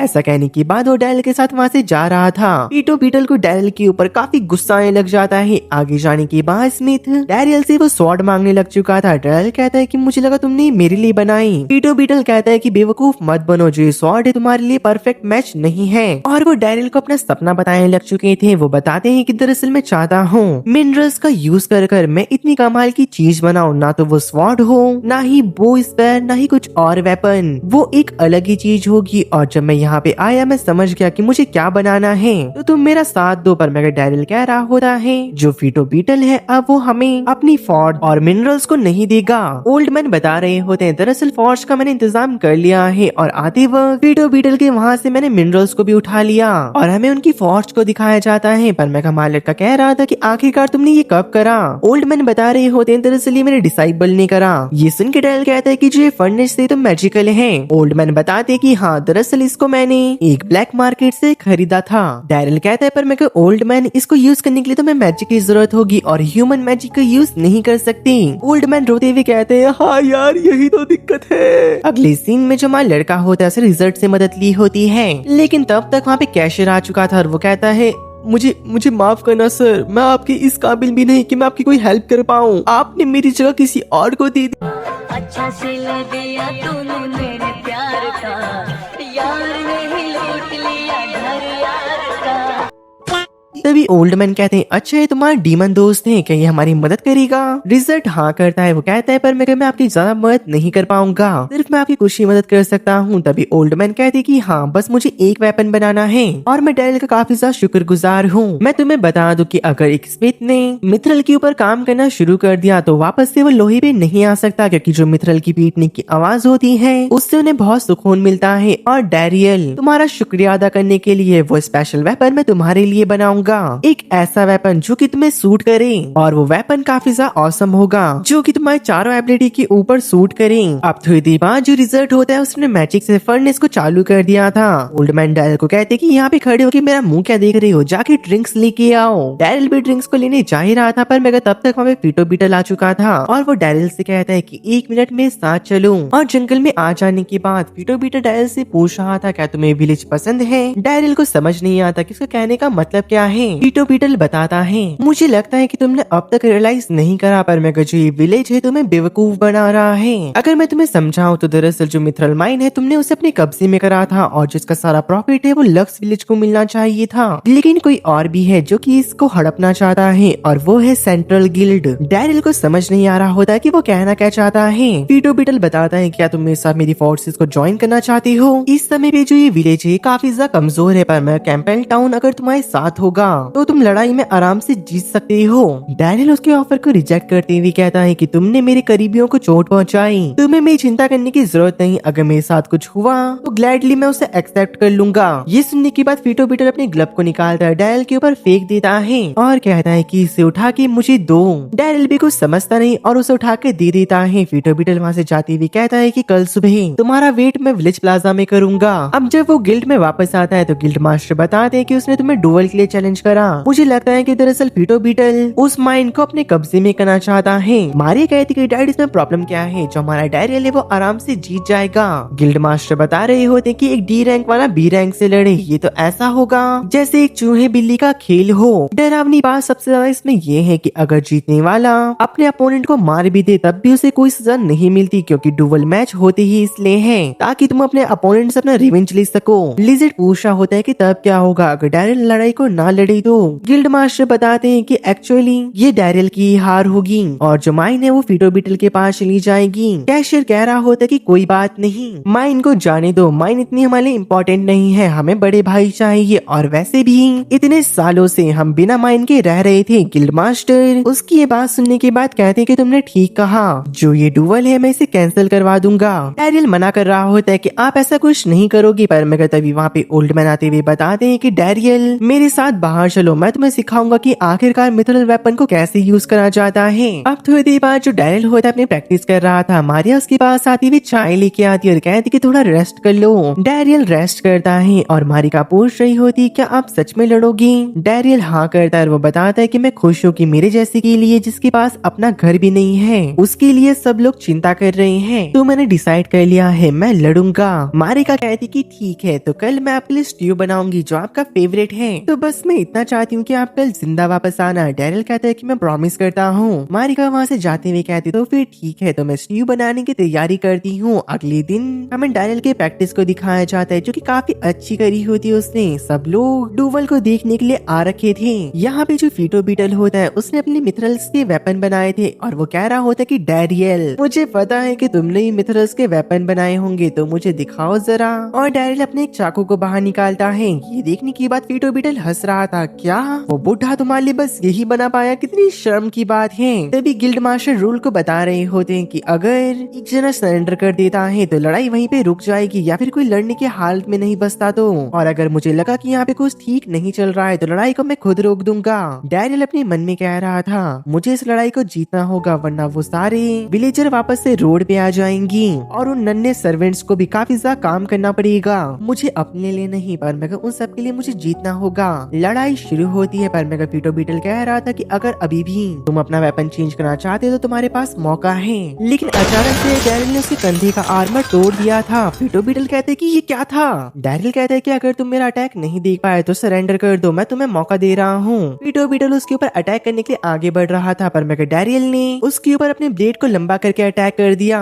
पीटो बीटल डैरियल के ऊपर कूद के अटैक करता है। डैरियल ने अपने डैगर से उसे रोक दिया था और जैसे ही वो अपने डैगर से थोड़ा जोर लगाता है पीटो बीटल की मिथरल स्वॉर्ड टूटने लग जाती है। फिर डैरियल उसकी शील्ड के ऊपर हमला करता है और वो भी 2 हिस्सों में कट चुकी थी। कैशर मारिका काफी शॉक हो चुकी थी। कैशर कहता है कि वो दोनों तो मिथरल से बन रखे हैं पर मगर ऐसा कैसे? मारिका बताती तुमने ठीक कहा पर मगर डैरियल की स्वॉर्ड देख के लगता है ज्यादा ताकतवर है। ओल्ड मैन बताते हैं ऐसा तो होना ही था क्योंकि वो स्वॉर्ड मैंने बनाई है। मेरी हर्बल स्वॉर्ड हर किसी मिथरल से काफी ज्यादा ताकतवर है और अगर उसके अंदर ऑरा डाला जाए तो अपना शेप भी बदल सकती है। और वैसे डैरियल ने चारों ऑरा को मास्टर कर रखा है तो उसके लिए आसानी होगी बहुत ज्यादा। तुरंत ही डैरियल ने उसकी स्वॉर्ड को चकनाचूर कर दिया होता है। गिल्ड मास्टर पीटो बीटल कह रहे होते हैं अगर तुम्हारे पास वेपन है तो उसे भी बाहर निकाल दो वरना मैं इस लड़ाई को यहीं पे रोक रहा हूँ। पीटो बीटल गुस्से में कहता है किसने कहा कि तुम इस लड़ाई को रोक सकते हो, और वो अपने पास से एक काफी बड़ी तलवार को बाहर निकाल देता है। डैरियल भी देख के शॉक हो जाता है, क्या इतनी बड़ी स्वॉर्ड वो मिथरल की? पीटो बीटल गुस्से में कहता है मैं तुम्हें यहीं पे खत्म कर दूंगा। तुमने वो काम करे जो तुम्हें नहीं करना चाहिए था। तुमने मेरे काम के बीच में टांग अड़ाई, मेरी जॉब तुमने छीन ली। डैरियल कहता है कि अब कुछ नहीं हो सकता और अपने मिथरल वेपन को एक हंटर में बदल देता है और कहता है कि इस लड़ाई को मैं यहीं पे खत्म करता हूँ। पीटो बीटल उसके पास आते हुए कहता है किसने कहा लड़ाई यहीं पे खत्म होती है? पर मगर डैरियल ने उस हंटर से अटैक करा जिससे इतना जोरदार धमाका होता है कि पीटो बीटल दूर जाके गिरता है और कैशर काफी खुश हो चुका था, बड़े भाई जीत गई। डैरियल जैसे बेहोश होके पीछे गिरने वाला था तब तक वहाँ पे मारिका आके उसे संभाल लेती है। डैरियल कहता है कि देखो मैं जीत गया और मैंने तुमसे प्रॉमिस करा था कि मैं जिंदा वापस आऊंगा। दूसरी ओर जो बेस्टफेल्ड होता है वो फिटोबेल की तरफ से हमारे डैरियल से माफी मांग रहा था। हमारा लड़का कहता है कि देखो मुझे कोई दिक्कत नहीं है, हमारी लड़ाई हुई पर मगर हम दोनों ठीक है, बस मगर जितने घर टूटे और जिन जिन का नुकसान हुआ मैं चाहता हूँ बस तुम उससे रीपे कर देना। बेलफेल्ड कह रहा होता है कि तुम सेंट्रल गिल्ड के अंदर आ जाओ, तुम्हारा काफी फायदा होगा। मारिका सुन के काफी उदास हो जाती है। अगली सीन में हमारा लड़का हॉट स्टीम ले रहा था और कहता है कि अगर मैं सेंट्रल गिल्ड के अंदर चला गया तो मैं अपने असली माँ बाप को ढूंढ सकता हूँ। लेकिन यहाँ पे हमारी लड़की को पता ही नहीं चलता कब सोनार का गेट खुला और मारिका उसके बगल में आकर बैठ गई और उसका गलती से हाथ कहीं और पड़ जाता है। जब वो देखता है कि वो मारिका है वो तो डर चुका था, उसे लग रहा था कि अब बस ये उसका आखिरी दिन है। पर मगर मारिका कहती कोई बात नहीं, मैं तुम्हारे पर पूरा भरोसा करती हूँ, बस हल्का ही तो टच हुआ था। वैसे भी मैं चाहती हूँ कि जो हमारे सारे मोमेंट है मैं तुम्हारे साथ बिताऊं क्योंकि अब तुम जाने वाली हो। तुम जब से इस विलेज में आए हो हर एक आदमी खुश है, हमारा शहर मरते मरते बचा। डैरियल समझ जाता है कि मारिका उदास है और वो कहते हैं कि जो तुम्हारे चेहरे पे मुस्कान है झूठी है, चिंता मत करो मैं कहीं नहीं जा रहा हूँ। वैसे मैं इस ऑफर को रिजेक्ट करने वाला था। मारिका पूछती पर मैं क्यों? डैरियल बताते हैं जब मेरे पास खाने के लिए खाना नहीं था, रहने के लिए छत नहीं थी, तब तुम्हारे विलेज ने मुझे सहारा दिया और अब जब मेरे पास ये दोनों चीजें हैं तो मैं इन्हें कैसे छोड़ सकता हूँ। इसके अलावा मेरे पास थर्ड चीज भी है, वो हो तुम। मारिका सुन के रोने लग जाती है और हमारे लड़की ने उसके गाल को टच कर लिया था और आगे क्या हुआ था ये तुम दूसरी वीडियो में देखना। अरे मजाक कर रहा हूँ, यही रुको यही दिखाऊंगा भाई। अगली सीन में दरअसल जाता है जो बैश होता है अपने फादर से मिलने जा रहा था तो वो आसमान में नोटिस करते एक जाइंट फायरबॉल को। गिदी की वो शॉक हो जाता है। बैश कह रहा होता है फादर, दरअसल जाइंट बॉल उसके फादर ने ही बनाई थी और वो कह रही होते हैं कि ह्यूमन के साथ फाइट के दौरान जो मुझे चोट आई थी वो धीरे धीरे करके हील हो रही है। मैंने सोचा तो मैं अपने बच्चों के साथ खाना क्यों ना खाऊं आज के दिन। अब वो दोनों बैठ के खाना खा रहे होते हैं जहाँ पे उसके फादर कह रहे होते तुम्हें पता है मैंने रिटायरमेंट क्यों लिया? क्योंकि मुझे तुम्हारे ऊपर भरोसा था कि तुम टॉप में बैठोगे जरूर अगर तुम्हारे साथ डैरियल है तो। जब तक डैरियल तुम्हारे साथ है मुझे कोई भी चिंता नहीं। पर मैं बेटा एक बात बताओ मुझे, डैरियल खाना खाने क्यों नहीं आया? अब भाई देख ये तो बात है वो अपने बाप को बता नहीं सकता कि मैंने आपके लाइव औलाद को बाहर फेंक दिया, तो वो बहाने बना रहा होता है डैरियल यहाँ है वहाँ है एक्सेट्रा वैक्सेट्रा। पर मैं तभी उसके बाप ने टेबल उठा के बैश के मुंह पे मार दिया था, उसके घोड़े लग चुके होते हैं और उसके फादर कह रहे थे तुझे क्या लगा मुझे पता नहीं था कि तूने उसे बाहर निकाल दिया? तेरी भलाई इसमें है, जाके अपने भाई को ढूंढ के ला। अगर तू उसे वापस नहीं लाया, बेटा तू तो मेरे हाथ से मरेगा। पैश वहाँ से गुस्से में जा रहा होता है और वो कहता है कि जब भी अगर वो मुझे मिल गया तो मैं उसे अपने हाथ से मार दूंगा और खुद भी मर जाऊंगा। अगले दिन एरिका की मॉम एरिका को ढूंढ रही होती है पर मगर वो उन्हें कहीं नहीं मिलती। भाई देख भाई, माँ भी चंट है, वो समझ गई होती है बेटा और बेटी तो कुछ कर रहे होंगे पक्का। और जब हमारा लड़का अपने रूम से बाहर आता है, बेचारे को इतनी कमजोरी हो चुकी थी कि वो तो सीढ़ियों में ही गिर चुका था और वो कहता है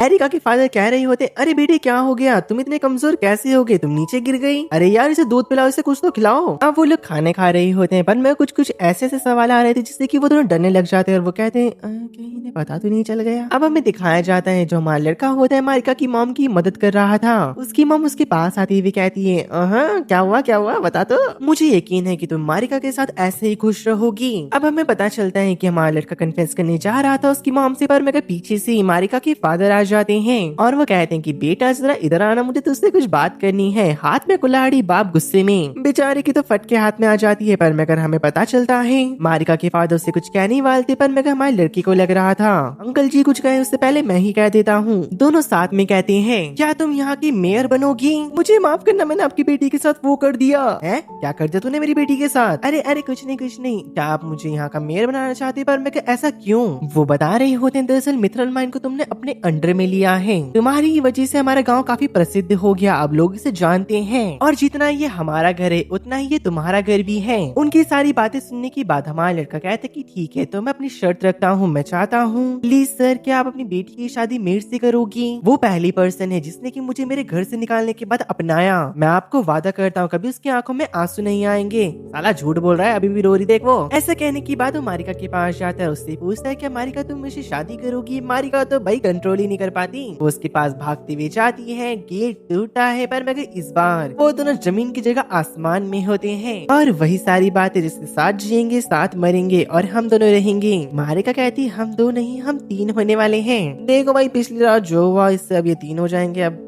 आगे क्या बोलूं। अब इसके बाद हमें दिखाया जाता है कुछ साल बीत चुके थे जहाँ पे स्मिथ बेचारा तो भाई भगवान को प्यारा हो चुका था, इनका लक्ष्य विलेज काफी ज्यादा हंस खेल रहा था और हमारे लड़के का एक लड़का हो चुका था और इसका नाम ग्रैंड था जो कि उसने अपने फादर के नाम पे रखा था, यानी कि जिसने उसे पाला। तभी हमें दिखाया जाता है कैश लाते बताते कि यहाँ पे हीरो आ रहा है। दरअसल हमारा लड़का हीरो को जानता था और वो बताता है कि जब मैं छोटा था एक बारी मैंने उसे लड़ते हुए देखा जिसने की डीमंस की बैंड बजा रखी थी। वो एक मिडिल एज आदमी था, वो इतना भी ताकतवर तो नहीं था पर मगर जो उसकी टेक्निक थी वो काफी कमाल की थी और वो उसका स्वागत करने के लिए गेट में से जाता है तो गेट खुलता है और गाड़ी के अंदर से उसकी लड़की बाहर निकलती है। इसका नाम रेडी होता है और उसके गार्ड भी खुद को इंट्रोड्यूस कर रहे थे। हमारा लड़का खुद को इंट्रोड्यूस करते हुए कहता है कि मैं इस गांव का मेयर हूँ। रेडी कहती है कि मेरे को लगा था वो जवान गबरू लड़का होगा पर मगर तुम तो एक बार उसकी वाइफ के सामने बोल के दिखा तेरे जितने ही बाल है सारे उखाड़ देगी। एडी बता रही होती है दरअसल मेरे फादर इसलिए नहीं आए क्योंकि उन्होंने रिटायरमेंट ले लिया है हीरोज पार्टी से, क्योंकि एक लड़ाई के दौरान में उन्हें काफी गंभीर चोट आ गई थी। ये सुनने के बाद डैरेन अपना मास्क नीचे कर देता है पर मगर एडी कहती है अरे यार बेहतर होता तुम इसे पहन के ही रखती।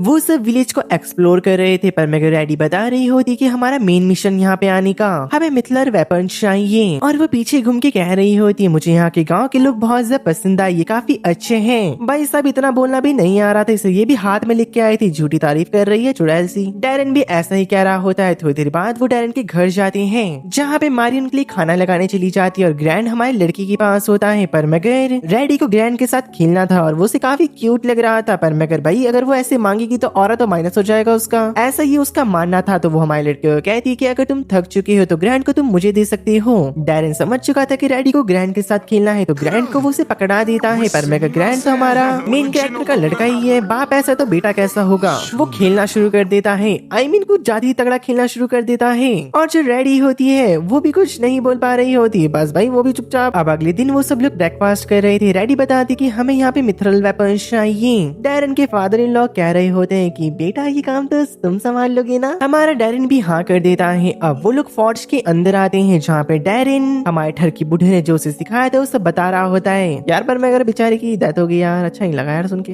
जानते हैं साइड कैरेक्टर है पर मैं इतनी जल्दी मार दिया यार, अब क्या कर सकते हैं। वो बता ही रहा होता है कि दरअसल एक मिथरल को कैसे पहचाने, उसके ऑरा से बने हुए वेपन्स को अपने ऑरा में कंबाइन करो और तुम्हें पता चल जाएगा कि ये तुम्हारे लिए बना है या फिर नहीं। सातोमी अपने ऑरा को एक स्वॉर्ड से कंबाइन कर रही होती और अजीब अजीब आवाजें निकाल रही थी और उसको देखने की बाद रेडी भी कह रही होती मेरा वेपन कहाँ है, मुझे मेरा वेपन चाहिए। तभी डैरिल यहाँ पे एक और नए लड़के को इंट्रोड्यूस करता और बताता है इसका नाम सकाय है और कहता है कि हमें रेडी के लिए वेपन चाहिए, पर मगर पता नहीं इसके क्या दिमाग में आया। वो रेडी के सबऑर्डिनेट के पास जाते हुए कहता है अरे वाह हाथ तुम्हारे बड़ी सॉफ्ट है, कौन सी क्रीम लगाती है मुझे तो बताओ जरा। और उसे जब रियलाइज होता है कि वो गलत नंबर पे अपना कॉल भिड़ाने की कोशिश कर रहा है, तुरंत ही वो रेडी के पास जाके उसके हाथ को पकड़ लेता है। रेडी को लगता है कि ये ठरकी है, पर मगर वो उसके ऑरा को चेक कर रहा था और कहता है कि मुझे पता लग गया, इनको स्वॉर्ड्समैनशिप चाहिए। रेडी बता रही होती कि दरअसल हमारे इस गांव में आने का एक और मोटिव था कि हमें अपनी पार्टी के लिए चौथा मेंबर भी चाहिए। कैशर खुश रहता है, वो कहता है कि मैं पर मगर उसके मुंह पे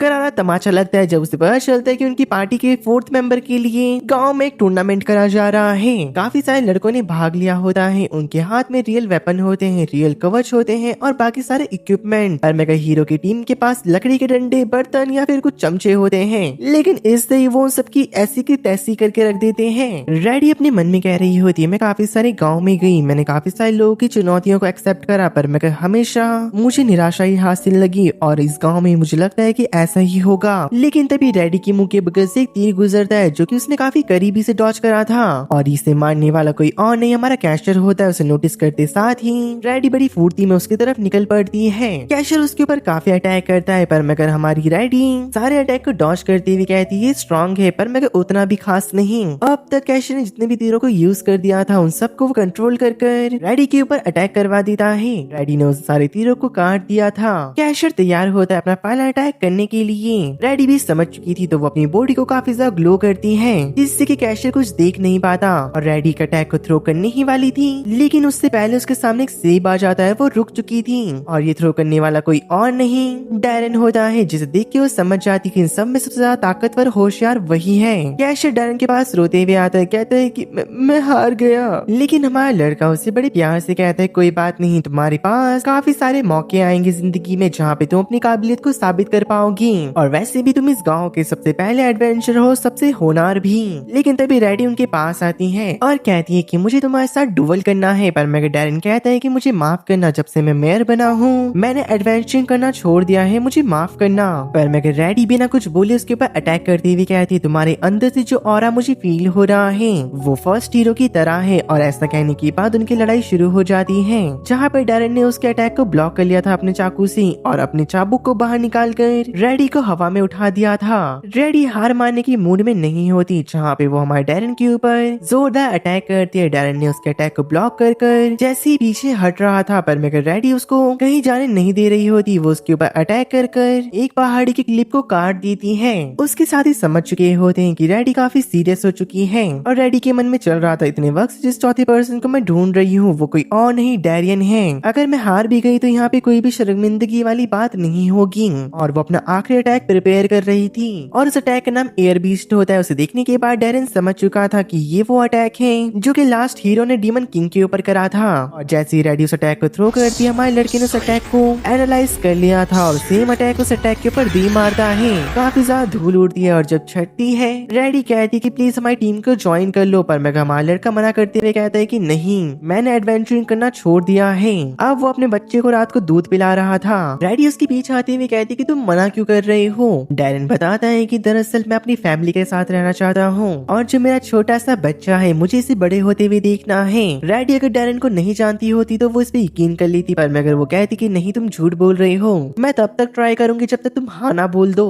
डैरन अपने मन में कहता है डोरॉय ये वो रीजन है जिसकी वजह से मैं फाइट करना नहीं चाहता। हमें कुछ साल पास्ट का सीन दिखाया जाता है जहाँ पर डैरन डोरॉय के साथ डेट पर आ रखा था। भाई देख रहे हो, शादी कर लिया, बच्चा हो गया, पर मगर पुरानी बंदी ना भाई कौन भूल रहा उसे, ऐसा मैं नहीं कह रहा हूँ भाई, उसके मन में चल रहा है। जहाँ पे वो याद करता है डोरॉय कह रही थी कि इस किंगडम के बच्चों को मैं सेफ देखना चाहती हूँ क्योंकि इनके चेहरे पे जो स्माइल है ये कभी नहीं जानी चाहिए। अगली सुबह में दिखाया जाता है रेडी और सातोमी हमारे डैरन का पीछा कर रहे होते हैं। उसकी एक एक छोटी बातों पे उन्होंने नजर रख रखी थी, चाहे वो सफाई करना हो, किसी को मोटिवेट करना हो या फिर बिल्लियों के साथ खेलना हो। उन्हें इतना तो पता चल चुका था कि जो हमारा लड़का है वो बहुत ज्यादा अच्छा है, सबकी मदद करता है और पूरे गाँव वाले उसे बहुत प्यार करते हैं। सातोमी रात को रैडी को बता रही थी जो डैरियल है वो अपनी जिंदगी में बहुत खुश है, तो वो हमारे साथ आना नहीं चाहता, तो हमें उसका पीछा छोड़ देना चाहिए। रैडी का तो कुछ और ही ख्याल होता है, तो वो चुपचाप रूम से बाहर निकल जाती है और डैरियन को अपने पास बुलाती है। ओए कोई गंदी बातें नहीं करेगा भाई। अब वो दोनों बाहर आके बात कर रहे होते। रैडी बताती है कि जो तुमने स्काईरन अटैक करा था वो पूरा सिमिलर था फर्स्ट हीरो के अटैक से। डैरियन कहते हैं कि मुझे उस अटैक के बारे में नहीं पता था, बस मैं तुम्हें करते हुए देखा और मैं सीख गया। रैडी तुरंत उसके गले पे स्वॉर्ड रख देती है और कहती कि तुम इतने ताकतवर कैसे हो, जो ये तुम्हारी ताकत है ह्यूमंस की लिमिट को चैलेंज करती है, और तुरंत ही उसके ऊपर अटैक कर देती है। हमारे लड़के ने उसके अटैक को डॉज कर दिया था और उनकी लड़ाई चल रही होती है, जहाँ पे रैडी कहती कि तुम एक कायर हो, तुम्हें पता है ना तुम्हारा ऑरा इतना ताकतवर है, पर मगर तुम भाग रहे हो। डैरियन बताते हैं कि मैं कोई कायर नहीं हूँ, बस मैं नहीं चाहता कि ह्यूमन और डीमन की फाइट हो। काफी टाइम से सब कुछ शांत चल रहा है, तो इस शांति को मैं बनाए रखना चाहता हूँ। अगर जो ह्यूमन है वो भी अपनी तरफ से फाइट करना छोड़ दे तो ह्यूमन और डीमन की अपनी अपनी दुनिया है, उसमें वो दोनों शांत रह सकते हैं। रैडी समझ चुकी थी कि डैरियन का दिल बहुत बड़ा है, वो नहीं चाहता कि वो किसी के साथ फाइट करे, और जो एक्सपेक्टेशन को यहाँ पे लेके आई थी डैरियन उसे फुलफिल नहीं करता, सिवाय उसकी पावर को लेकर। वो डैरियन को बता रही होती कि मैं यहाँ पे खाली हाथ तो नहीं जाने वाली, मैं चाहती हूँ कि डैरियन तुम मेरे मास्टर बन जाओ और प्लीज जो तुमको आता है तुम मेरे को सिखाओ। डैरियन इसके लिए राजी हो चुका था। अगले दिन जो रिजल्ट होता है वो डैरियन से मिलने आ रखा था और वो अपनी गोदी में ग्रैंड को खिला रहा होता है और पूछता है कि हीरो कहाँ पर है। हमारा लड़का बताते कि उन्हें कुछ वेपन चाहिए थे, तो वो लेने चले गए। उनकी बातें आगे बढ़ पाती, पर मगर तभी यहाँ पे एक लड़की आ जाती जिसका नाम ज़ेबेंटेस होता है। डैरियन की तो ये देख के फट चुकी थी, वो कहते अरे यार अब तो काफी राज खुलने वाले हैं। रिजेट को जो पनिशमेंट मिली होती है वो हर ठर के लड़का ख्वाब देखता है। ज़ेबेंटेस बता रही होती कि यहाँ पर डैरियन 3 से 4 साल रहा और तुमने मुझे कुछ नहीं बताया पता होने के बावजूद भी। तभी हमारे लड़के की घरवाली मारिका यहाँ पे आ जाती है और कहती अरे वाह तुम्हारे और भी दोस्त आए हैं, तुमने मुझे नहीं बताया, रुको मैं उनके लिए कुछ खाने के लिए लेके आती हूँ। और वो निकल चुकी थी। अब जब मारिका यहाँ पे वाइन की बोतल लेके आ रही होती है, ज़ेबेंटेस कहती है कि अरे वाह डैरियन मैं बहुत ज्यादा खुश हूँ तुमसे इतने सालों बाद मिलकर। और मारिका का भूत बाहर निकल चुका था ये सुनने के बाद, और वो ज़ेबेंटेस की तरफ वाइन की बोतल के ढक्कन को फेंक के मारती है। ज़ेबेंटेस बेचारी से बहुत ज्यादा डर चुकी थी। हमारा लड़का पूछा होता है कि आखिरकार तुम यहाँ पे क्या करने आई हो। ज़ेबेंटेस बताती कि दरअसल मैं मिथरल ढूंढने इस विलेज में आई थी और मुझे पता लगा कि तुम डीमंस को मिथरल सप्लाई कर रहे हो। और वो चौड़े में आके कहती कि डैरियल जितने भी मिथरल है मेरे हवाले कर दो, वरना मैं तुम्हें जान से मार दूंगी। डैरियल कहते कि जा जा अपना काम कर, मैं नहीं देने वाला। ज़ेबेंटेस कहती तुम्हें अपनी जिंदगी प्यारी नहीं, मतलब एकदम से वो देखती है जो मारिका है उसे घूर रही थी, और मारिका को ऐसे देखने के बाद ज़ेबेंटेस तो बेचारी डर चुकी होती है और भाई वो कांपना शुरू हो गई थी। अब वो लोग जंगल से होते हुए जा रहे थे, पर मगर तुरंत ही ज़ेबेंटेस एक पेड़ की तरफ निशाना लगाती है और हवा में जाती हुई कह रही थी कि अब मस्ती मजाक बहुत हो गया, अगला निशाना तुम्हारे ऊपर होगा, मिथरल मेरे हवाले कर दो सारी की सारी। डैरियन भी तैयार हो चुका होता है, अपने हथियार को बाहर निकाल कर ज़ेबेंटेस भी एक स्पेल को तैयार कर रही थी, पर मगर तभी ज़ेबेंटेस अपने अटैक को थ्रो कर पाती उससे पहले डैरियन ने उसके ऊपर अटैक कर दिया था और ये अटैक होता उसके गले पे आके रुका था। ज़ेबेंटेस ये देख के काफी शॉक हो जाती है। उसने हमारे लड़के के ऊपर एक अटैक भी करा, पर मगर वो उसे डॉज कर लिया। ज़ेबेंटेस कहती अरे नहीं नहीं ये काउंट नहीं होगा भाई, तुम चीटिंग कर रहे हो। डैरियन कहता है तो करो लड़ और कुछ देर बाद हमें दिखाया जाता है कि इनकी लड़ाई के कुछ सीन्स को, जहाँ पे ये काफी देर तक चल रही होती है, पर मगर बेचारी ज़ेबेंटेस एक भी बार नहीं जीत पाई थी और वो कहती है मैनी तुम चीटिंग कर रहे हो, मैनी मैं अपना ताकतवर अटैक यूज करूंगी। ऐसा कहने के बाद वो अपना ताकतवर अटैक यूज करने ही जा रही थी, पर मगर तभी हमारे लड़के ने इसका आयरन अटैक का यूज कर ज़ेबेंटेस को बेहोश कर दिया था और वो नीचे गिर रही होती है। जो हमारा लड़का होता है उसके पास भागते हुए जाता है, कहते हैं कि मैं तुम्हें बचा लूंगा, लेकिन जैसे ज़ेबेंटेस के पास जाता है उसने उसे नहीं पकड़ा, पर मैं उसका अंडरवेयर जरूर पकड़ लिया था और अब वो दोनों ही नीचे गिरने लग चुकी थी। रिजल्ट ने उन्हें वाटर मैजिक से बचा लिया होता है। ज़ेबेंटेस कहती है तुमने मेरा वो उतार दिया मम्मी। और ऐसा कहने के बाद वो रोने लग चुकी थी और वो उसको धमकी भी दे रही होती है कि मारिका को सब कुछ बताऊंगी, तुमने मेरे साथ क्या क्या करा। ये सुनने के बाद डैरियल के पैर कांपने लग चुके होते हैं। वो कहते हैं अरे तुम तो यहाँ पे मिथरल के लिए आई थी, बेशक उसे लेके जाओ, आपको पूरी गुफा चाहिए आप वो भी रख लो। भाई साहब देख रहे हो घरवाली का खौफ। ज़ेबेंटेस अब लालच में आ चुकी थी। वो कहती कि मुझे एक और चीज चाहिए, जो तुम्हारी स्वॉर्ड है उसकी डिटो कॉपी। अब वो क्या कर सकता है, घरवाली के सामने बात तो नहीं आनी चाहिए ना, तो वो अपनी फैक्ट्री में उसे लेके जाता है। सकाई को ऑर्डर देता है भाई ये काम कर इस मोहतरमा शर्मा को जो चाहिए वो दे दे, पर मगर इसकी बातों को मत टालियो। तभी रिजल्ट कहता है डैरेन तुम लेट तो नहीं हो रहे हो ना। डैरेन को समझ नहीं आता, पर मगर तभी से याद आता है हीरो पार्टी यहाँ पे आने वाली थी और रेडी भी। और वो सकाई के पास जाती हुई कहता है कि अपना पूरा टाइम लेके काम करो। तुरंत ही वो गाँव के गेट के पास जाता है और कहता है रेडी मैं आ चुका हूँ। रेडी तो रेडी हो चुकी थी, उसे तो लग रहा होता है कि हमारा लड़का उसकी टीम ज्वाइन करने वाला है। पर मगर गेस व्हाट, वो कहता है कि जो तुम्हारी ये तलवार है इसको 1000 बार थ्रो करने की प्रैक्टिस करो। और वो वापस से वर्कशॉप में आता है जहाँ पे वो नोटिस करता है कि भी काम चल रहा है। और जब सारे गिफ्ट तैयार हो चुके थे तो वो रेडी को अंदर आने की परमिशन देता है। कुछ देर बाद हमें इस टीम बात को दिखाया जाता है जहाँ पे सका एक टोकरी के अंदर छुप रखा था क्योंकि वो भी थक चुका था। ज़ेबेंटिस की फरमाइश सुनकर और वो चुपके से वहाँ से निकल चुका था। पर मगर जैसे वो बाहर निकलता है अंदर रेडी आ जाती है और ज़ेबेंटिस उसके बगल में ही थी। तुरंत ही दोनों की टावल नीचे हो जाती है फेस की और एक दूसरे को देख लेते हैं। बाहर से हमारा लड़का उनकी बातें सुन रहा था। वो कहता है कि इन दोनों की लड़ाई हो इससे पहले मुझे इन्हें रोकना होगा। और जैसे वो गेट खोल के अंदर जाता है भाई ये लड़ाई रोकने गया था पर मगर इसने कुछ और ही पकड़ लिया। भाई देख रहे हो उसकी घरवाली है, उसके बावजूद भी ये ऐसी हरकतें कर रहा है। होना क्या था, मुंह पे दोनों लड़कियों का झापड़ पड़ जाता है जोर से। शाम के टाइम पे उसके दोनों गाल सूज रखे थे। मारिका भी गुस्से में होती है, वो कहती कि हनी रात को बात करते हैं। भाई के यहाँ से चारों तरफ से फील्डिंग सेट है। ज़ेबेंटिस और रेडी भी कह रहे होते अगर तुमने हमें फिर से हाथ लगाया तुम्हारा हाथ पैर और तुम्हारा लप्पू का पप्पू भी गायब कर देंगी। और मैं तुरंत रेडी उससे पूछ रही होती कि मुझे एक बात बताओ, आखिरकार तुम डीमन जनरल के साथ क्या कर रहे हो। हमारा लड़का उसे बताता है कि मैं एक ह्यूमन हूँ पर मगर मुझे पाला डीमंस ने है। और मारिका बता रही होती कि इन्होंने ठीक कहा, जब इन्होंने मुझे प्रपोज करा था इन्होंने मुझे उसी दिन अपने बारे में सब कुछ बताया था मेरी मॉम डैड के सामने।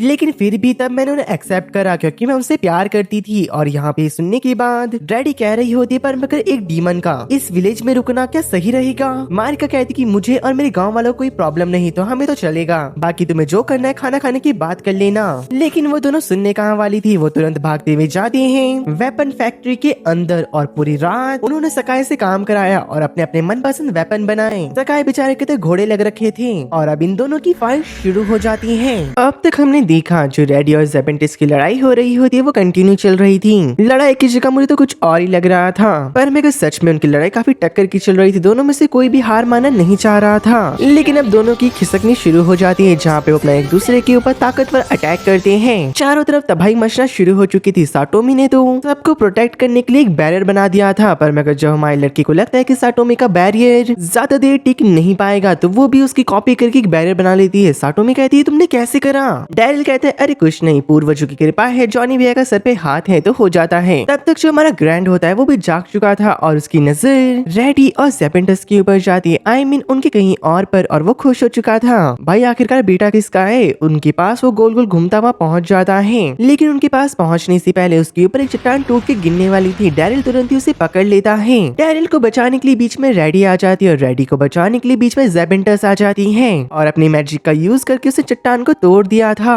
और बस भाई होना क्या था, उन दोनों की दोस्ती हो चुकी थी जहाँ पे ज़ेबेंटिस और हमारी रेडी अब लड़ाई नहीं कर रही होती।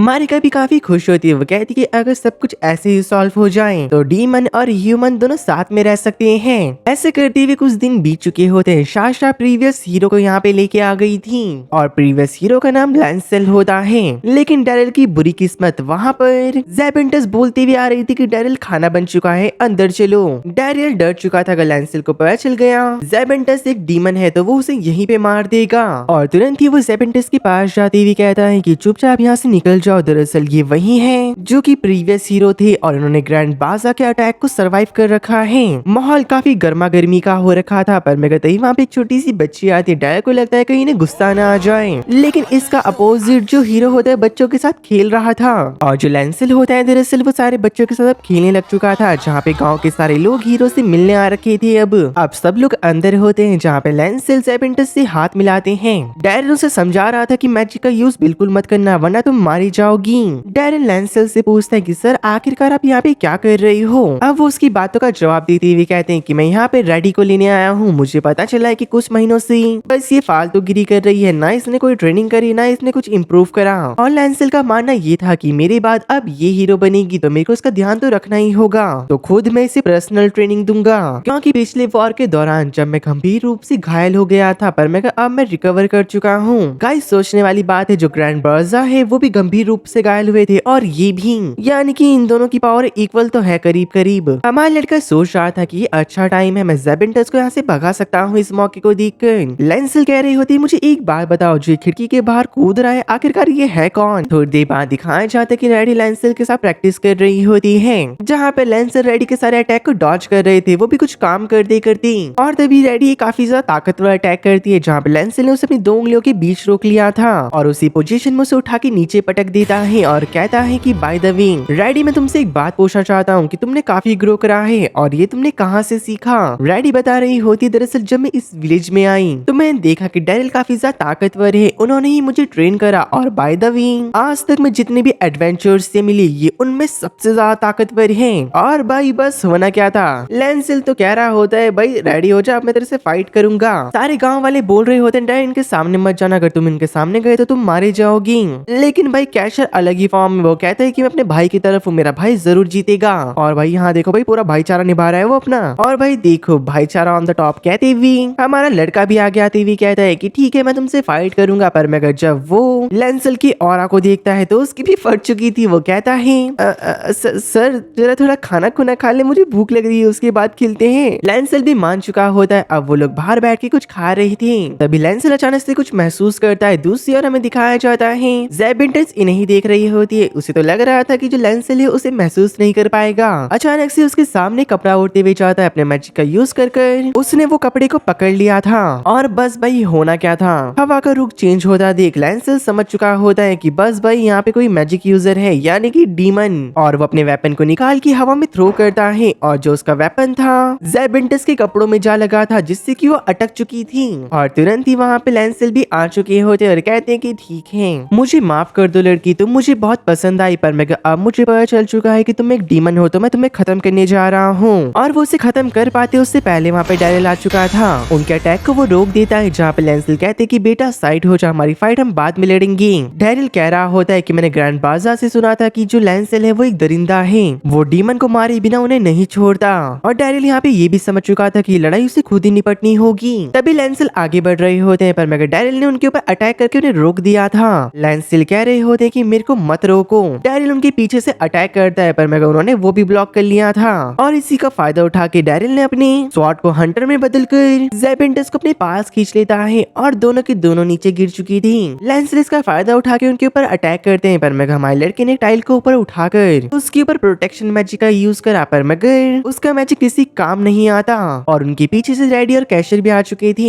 डैरिल बोलता है कि ये मेरी लड़ाई है, बीच में मत आना। लेंसिल आगे आते हुए कह रहे होते हैं कि काबिले तारीफ है, तुम वो दूसरा एडवेंचर हो जिसके अंदर मैंने चारों ऑरा को फील करा। जब मैं एक हीरो था तब तुम मेरे पास क्यों नहीं आए, क्या पता तब मैं तुम्हें हीरो भी बनाया था, पर मगर ये मौका अभी भी तुम्हारे पास है। हम दोनों मिलकर डीमन एम्पायर को पूरी की पूरी जड़ से खत्म कर देंगी। और वो अपने डैगर को निकाल के रेड ड्रैगन अटैक को हमारी लड़की के ऊपर थ्रो करते हैं, पर मगर डैरन भी इतना कमजोर नहीं होता, वो स्कायरन अटैक का यूज करता है। पर मगर जैसे हमें पहले से पता था कि लेंसर हमारे लड़के से ज्यादा ताकतवर है, उनके अटैक ने डैरन के अटैक को तबाह कर दिया और डैरन को खुद को प्रोटेक्ट करना पड़ जाता है। बीच में रेडी आते हुए कहती कि प्लीज सर रुक जाओ, पर मगर उसकी आंखों को देख के वो समझ चुकी थी अब कुछ नहीं हो सकता, वो नहीं रुकने वाले। और वो डैरिल के पास जाती हुई कहती कि आखिरकार तुम एक डीमन को क्यों प्रोटेक्ट करना चाहती हो। डैरिल बता रहा होता है कि मैं अपने सामने किसी को मरता नहीं देख सकता, चाहे वो ह्यूमन हो या फिर डीमन। लेंस से कह रहे होते कि मेरे सामने झूठ बोलने की जरूरत नहीं है, मैं झूठ को महसूस कर सकता हूँ, पर अगर मैं तुम्हें बता दूं अगर इस दुनिया में आखिरी ह्यूमन या डीमन बचा तब भी वो लड़ाई करेंगे, कभी पीस नहीं लौट सकती।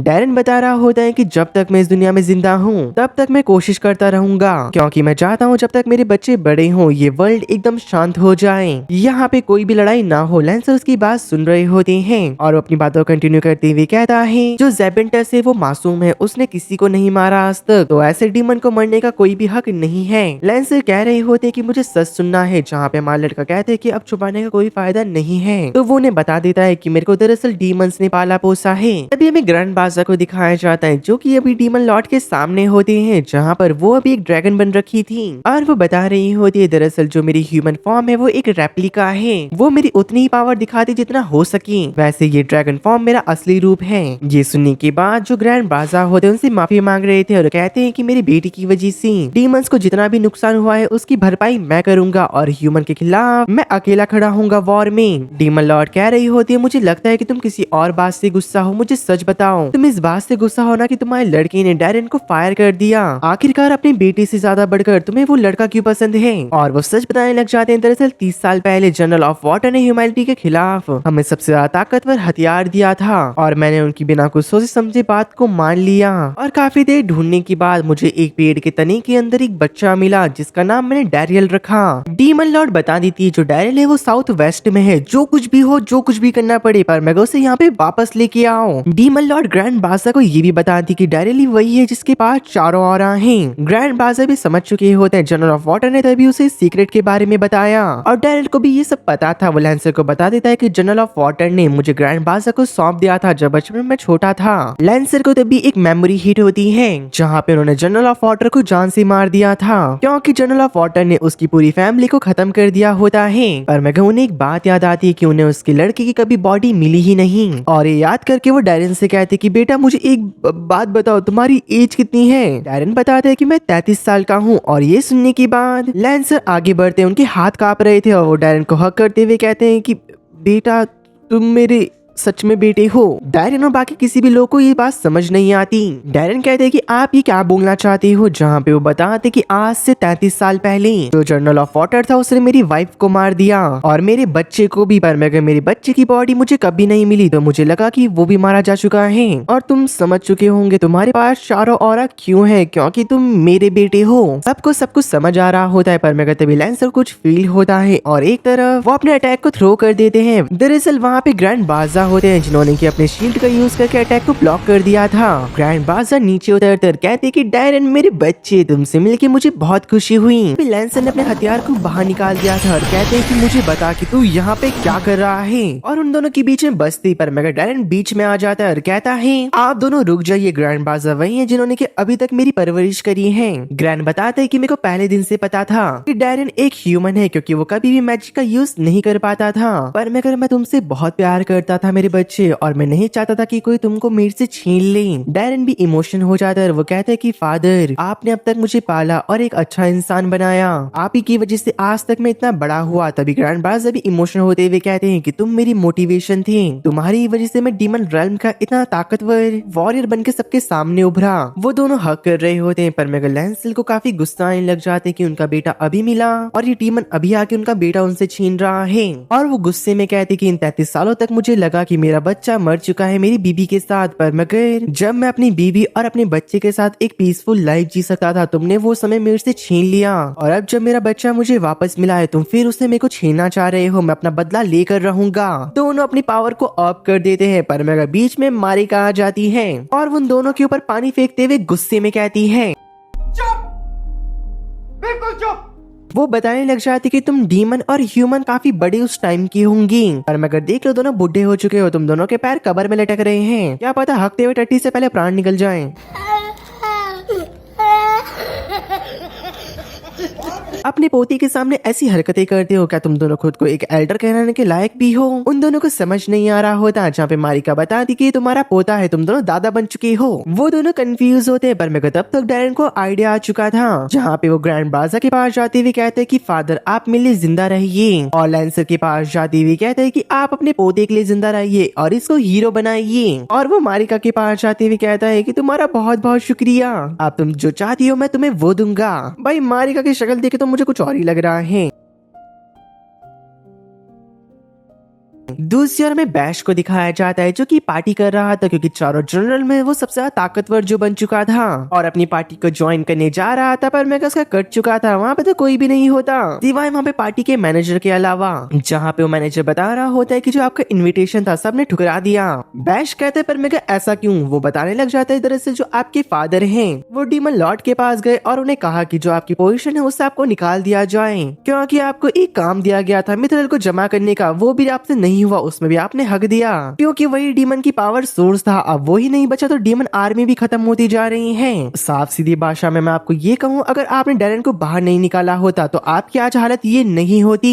बैश अपने गुस्से को शांत करते हुए टेबल पे बैठता है, कहता है वेटर मिलने कुछ ठंडा लेके आओ। पर मेरा वेटर कह रहा होता है पैसे तेरा बाप भरेगा, हम तो बैंकक्रप्ट हो चुके हैं, हमारे पास पैसा नहीं है भरने के लिए। जो डैरियल था वो सारे बिल भरा करता था और सब कुछ मैनेज करता था पर मैं अब वो यहाँ पे नहीं है। बस भाई होना क्या था, बैश का गुस्सा फट पड़ता है और उसने पूरी जगह ही उड़ा दी थी और जो उसका मैजिक होता अलग ही लेवल पे पहुंच चुका था और वो गुस्से में कहता है डैरियल का मरना ही मेरी जिंदगी में अब शांति लेके आएगा। दूसरी ओर हमें दोनों ग्रैंडफादर को दिखाया जाता है जो कि अपने पोते के साथ खेल रहे होते हैं, जहाँ पे लेंसर कह रहे होते हैं आखिरकार इसका ग्रैंड नाम क्यों रखा गया, और वो समझ जाते हैं जो ग्रैंड बाजा है उसके ऊपर इसका नाम रखा गया, तो वो चिढ़ने लग जाते हैं। अब थोड़ी देर बाद जो ग्रैंड होता है वो रोने लग चुका था, जहाँ पे ग्रैंड बाजा के हाथ से लेंसर ग्रैंड को लेते हुए कहते हैं कि डीमन के हाथों में बच्चे रोते हैं, इधर दिखा मैं इसे शांत करता हूँ, और दोनों ऐसे करते करते लड़ने लग जाती हैं। दूसरी ओर हमारी लड़की के पास सिजर्ट का फोन आता है और वो उससे बात कर रहा था। पीछे से ग्रैंड कहता है कि मुझे भी अंकल से बात करनी है, अंकल अंकल मुझे यहाँ से लेके चले जाओ, 2 डीमन और एक बूढ़ा हीरो मुझे परेशान कर रहा है। और बस वही होना क्या था, दोनों ग्रैंडफादर ने बात सुन ली थी और फोन को लेते हुए कहते हैं कौन है बे जो मेरे पोते को परेशान कर रहा है, अब दल्ले तुझे क्या पता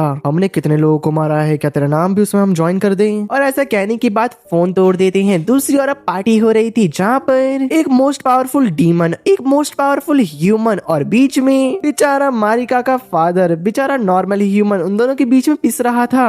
डैरिल कहते हैं कि सब कुछ ठीक चल रहा है, मुझे उन्हें नहीं छीनना चाहिए, पर मैं तभी ग्रैंड ब्रदर कह रहे होते हैं दरअसल डैरिल काफी ज्यादा अच्छा बच्चा था बचपन से। डैरिल कहते हैं अरे फादर अब जाने दो ना, और अपनी बातों को वो कंटिन्यू करते हैं, जहाँ पे डैरिल हमेशा मैजिक की प्रैक्टिस करता था, पर अगर मैं उसे कैसे बताता कि वो ह्यूमन है, उसका मोटिवेशन मैं तोड़ना नहीं चाहता था, तो मैंने उसे कुछ नहीं बताया। पर मैं जो लेंसर होता है अब वो ग्रैंड बाजा की तारीफ करते हुए कहते हैं कि तुम्हारा शुक्रिया कि तुमने डैरिल को इतनी अच्छी परवरिश दी, मुझे नहीं पता कि मैं उसे ऐसी परवरिश दे पाता या फिर नहीं, क्योंकि आजकल ह्यूमन के बीच में रहकर ही ह्यूमन नहीं बना जा सकता, पर मगर मेरा लड़का डीमंस के बीच रह के ह्यूमन बना, तुम्हारा बहुत बहुत शुक्रिया ग्रैंड बाजा। और वो दोनों दोस्ती का हाथ बढ़ाते हैं, जहाँ पे डैरिल काफी खुश हो चुका था, पर मगर अब तक लड़ाई का असर उसके हाथ से नहीं गया होता, उसके हाथ में भी दर्द हो रहा था। मारिका उसे कमरे में लेके जाती और उसके हाथ में पट्टी लगा रही थी और कहती कि जो तुम्हारी काइंडनेस है इसकी वजह से ही मैं तुम्हें बहुत प्यार करती हूँ, तो थोड़ा अपना ध्यान भी रखा करो, ठीक है ना। ऐसा कहने के बाद वो वहाँ से चली जाती है, पर मगर एकदम से कमरे के अंदर ज़ेबेंडस आ चुकी थी। क्या करना चाहती है ये? और वो कहने लग जाती कि मैं तब काफी ज्यादा शॉक हो चुकी जब तुमने सबको कहा कि तुम मुझे प्यार करते हो।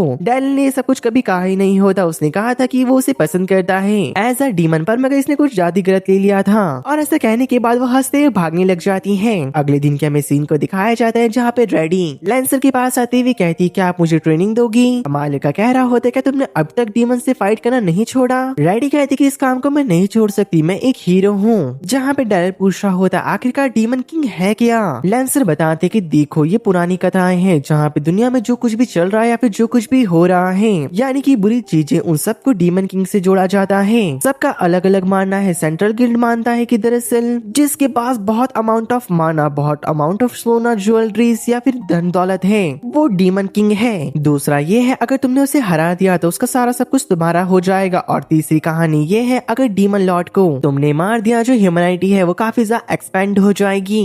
इवन ये भी हो सकता है कि तुम लोग मैजिक का यूज करना सीख जाओ। रेडी पूछ रही होती है जो डीमन किंग है क्या वो इतनी ताकतवर है। ग्रैंड ब्राजा कह रहे होते हैं कि हाँ वो बहुत ज्यादा ताकतवर है जितना कि हम इमेजिन भी नहीं कर सकते। और मैं तुम सबको पहले एक चीज बता दूं जो डीमन लॉर्ड है वो पहली और आखिरी डीमन लॉर्ड है, यानी कि इतनी सदियां बीत गई पर मगर डीमन लॉर्ड वही की वही है। अब मुझे नहीं पता वो इनविजिबल है या फिर इनमॉर्टल, क्या पता ये कौन जाने। पर मगर तभी वहाँ पे भागते हुए ट्रिबिटन आता है और बता रहा होता है कि मिथरल माइन के ऊपर कोई अटैक कर रहा है। जहाँ पे हमारा लड़का ज़ेबेंडस से कहता है जितनी जल्दी हो सके हमें वहाँ पे लेके चलूं। ज़ेबेंडस अपने मैजिक का यूज करके उन्हें लेके जाने लग जाती है। जब वो मिथरल माइन के बाहर पहुँचते हैं वो देखते हैं कि वहाँ पे काफी ज्यादा आग लग रखी है, वो पास भी नहीं जा पा रहे होते। डैरिल वहाँ पे एक वर्कर को उठाते हुए कहते हैं कि आखिरकार सब लोग कहाँ पर हैं। वो बता रहा होता है कि जो वो छोटे छोटे डीमन है वो अभी भी अंदर फंस रखे हैं। ये सुनने के बाद डैरिल भागते हुए जाता है उन्हें बचाने के लिए और उसके साथ लेंसर भी आ चुकी थी। जहाँ पर रेडी कह रही होती कि हमें इसे हराना होगा डीमन को। दरअसल वो एक काफी बड़ा ड्रैगन होता है जहाँ पर रेडी उसके ऊपर कितनी भी अटैक करती पर मगर उस डीमन को कुछ नहीं होता। वो उसके ऊपर काफी अटैक करे जा रहे थे। ड्रैगन को गुस्सा आ चुका होता है और वो एक फ्लेम थ्रोवर छोड़ता है। बीच में शाशा आ जाती है और वो अपने बैरियर से उस फ्लेम थ्रोवर को रोकने की कोशिश कर रही थी पर मेगा आर्मर के साथ साथ उस बेचारे के कपड़े भी जल जाते हैं। जहाँ पे ग्रैंड बाजा ने जितनी भी वहाँ पे आग होती है उसे एब्जॉर्ब कर लिया था। दूसरी ओर डैरिल को शायद छोटे लोग मिल चुकी थी और हमें दिखाया चाहते हैं कि वो उन्हें बचाने जा रहे थे पर मेगा तब तक वहाँ पे ड्रैगन पहुंच चुका था। और भाई जो बाप और बेटे होते हैं उन दोनों ने अपना स्काइरन अटैक एक साथ ड्रैगन के ऊपर कर दिया था। ड्रैगन की सिट्टी पिट्टी गुल हो जाती है और वहाँ से भागने लग चुका था। लेकिन रेडी यहाँ पे कह रही होती कि मैंने एक चीज नोटिस करी, जो ड्रैगन ड्रैगन था उसके अंदर हद से ज्यादा नफरत थी। ग्रैंड बाजा कह रहे होते मुझे माफ करना पर मगर मुझे अब कैसल में वापस लौटना होगा। ज़ेबेंटस मुझे लेके चलो पर मगर वो तो वहाँ से भागने की कोशिश कर रही थी पर मगर ग्रैंड बाजा ने उसके कपड़े पकड़ लिए थे और भाई ये कैसे उड़ते हुए जा रहा है। ये दूसरी में दिखाया जाता है कि हमारे लड़के ने उन सारे छोटे छोटे दोस्तों को बचा लिया था और वो काफी खुश होते हैं। पर मगर हमारा लड़का थोड़ा निराश होता है कि वो मिथरल केव को नहीं बचा पाया। पर मगर तभी इसके फादर कह रहे होते हैं कि चिंता मत करो, ऐसा भी होता है कि हर किसी चीज को हम नहीं बचा सकते, अपने दोस्तों के ऊपर भी निर्भर रहा करो। उसके वहाँ पे दोस्त भी आ चुके थे पर मगर दूसरी ओर जो ग्रैंड बाजा होते हैं वो अपने कैसल में पहुंच चुके थे और उनके सामने बैश बैठा होता है और वो काफी अजीब अजीब हरकतें कर रहा था। देखते साथ तो ऐसे लग रहा था कि वो पगला चुका है और हमें उसकी राइट आई को भी दिखाया जाता है जो कि प्योर डेमोनिश ऑरा फेंक रही थी। ग्रैंड बाजा उससे पूछ रहे होते हैं कि मुझे एक बात बताओ, क्या तुम रूम ऑफ सीक्रेट के अंदर गई थी? बैश उनकी बातों का जवाब नहीं दे रहा होता। ग्रैंड बाजा गुस्से में दीवार में पंच मारते हैं। ज़ेबेंटस डर चुकी थी और वो कहती है रूम ऑफ सीक्रेट क्या है? अब बैश कहता है कि वो डीमन किंग की एक ऐसी सीक्रेट जगह है जहाँ पे काफी सारे मैजिक बुक रखी गई है जो कि एक नॉर्मल ह्यूमन को भी काफी ज्यादा ताकतवर बना दे। पर मगर जो हमारे पूर्वज थे वो नहीं चाहती थी कि ये आम जनता को दी जाए क्योंकि इतनी ताकतवर थी कि किसी की जान भी ले सकी, तो इन सबको सील कर दिया गया। पर मगर शायद बैश ने उनमें से एक रिचुअल को परफॉर्म करा जिसका नाम है सैलामेंडर, जिससे कि वो इतना ताकतवर हो चुका है और मुझे कंफर्म हो चुका है कि बैश तुम वही पर्सन हो, यानी कि वही ड्रैगन जिसने थोड़ी देर पहले माइन के ऊपर हमला करा।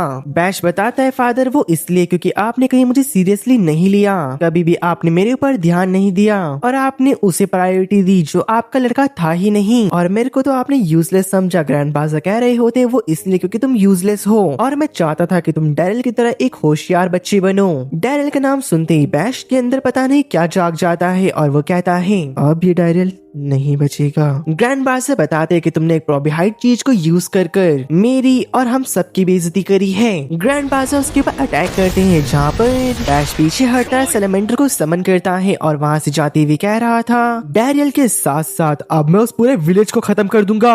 और हमें डैरियल को दिखाया जाता है अभी वो उस गुफा के अंदर अपने मिसिंग दोस्तों को ढूंढ रहा होता है। पर मैं कहता है उसके सामने एक पत्थर की मूर्ति आ जाती है जिसकी आंखें खुलती है और एकदम से डैरियल बेचारा डर के भाग रहा होता है। वो कहता है ये मुझे मार देगा, लेकिन हमें दिखाया जाता है कि उस पत्थर की मूर्ति ने गुफा से बाहर जाने वाले रास्ते को रोक दिया था और वो बता रही होती है दरअसल मैं एक भगवान हूँ और मैं तुम्हें बता देना चाहता हूँ जो सैलामेंडर है वो बहुत ज्यादा गुस्से में है, उसके सामने आने वाली हर एक चीज को वो तबाह करके रख देगा। पर मगर उसे रोकने का सिर्फ एक ही रास्ता है, बच्चे मुझे अपना डैगर दो। और हमारा लड़का बिना कुछ सवाल करे उन्हें अपना डैगर दे देता है और वो गॉड उसके अंदर से जितने भी रिस्ट्रिक्शन लग रखे थे सबको हटा देते हैं और जाते हुए कहते हैं कि उसे छोड़ना मत। और हमें दिखाया जाती गॉड ऑफ स्टोन वहाँ से निकल चुके थे और उन्होंने उसे अपनी पावर भी दे दी थी। तभी हमारे लड़के को ग्रैंड बाजा का कॉल आता है जहाँ पे वो बताते हैं कि बैश निकल चुका है, तुम्हें और पूरी गांव को तबाह करने के लिए तुम्हें उसे रोकना होगा। अब इसी हड़कंप के बीच में हमारा लड़का गांव में जाते ही बताता है कि मैं चाहता हूँ कि आप गांव वाले से पूरे का पूरा विलेज खाली करवा दे, जितना जल्दी हो सके उतना जल्दी। मारिका हमारे लड़के को उनकी एंगेजमेंट रिंग पहनाती और कहती कि डार्लिंग वापस जरूर आना। अब जब वो लोग निकल चुके थे वहाँ पे सैलामेंडर के साथ साथ बैश भी आ चुका था। डैरिल के साथ साथ वो सब लोग रुक रखे थे जो कि फाइट करने वाली थी और डैरिल बता रहा होता है बैश रुक जाओ, लेकिन बैश ने आते साथ ही एक फायरबॉल को क्रिएट कर लिया था और वो कहता है अरे वाह वाह वाह, 2-4 साल हुए नहीं अपने भाई को छोड़ के और अपनी फैमिली बसा ली, बढ़िया, अब तेरे साथ में उन सबको भी खत्म कर दूंगा। डैरिल समझ चुका होता है कि बातों से कुछ नहीं होने वाला, यहाँ तो घूसे लाल चलेगी। डैरिल अपने हंटर को निकालता है, कहते हैं कि इसके तो लाल करनी पड़ेगी और वो सैलामेंडर के गले को पकड़ लेता है और पीछे से सब लोग उसकी हेल्प कर रही थी। डैरियन बैश को सैलामेंडर से दूर कर देता है और उसको फिर से बातों में फंसाने की कोशिश करता है। कहते कि भाई मुझे माफ कर दे, अगर तेरे को मिथरल केव चाहिए तो वापस ले सकता है, देख वैसे भी हम दोनों भाई हैं, लड़ाई करके हमें कुछ नहीं मिलेगा। तभी बैश बताने लग जाता है देख भाई जो बात थी कभी मिथरल केव की तो थी ही नहीं, मुझे तेरे से बहुत नफरत है, इतनी कि मैं तुझे बता नहीं सकता और जब मैं तेरे को खत्म करूंगा उसके बाद ह्यूमैनिटी के ऊपर मैं एक ऐसी वॉर छेड़ दूंगा जो कि कभी रुकेगी ही नहीं, इसके बाद मैं सबसे स्ट्रॉन्ग जनरल बन जाऊंगा।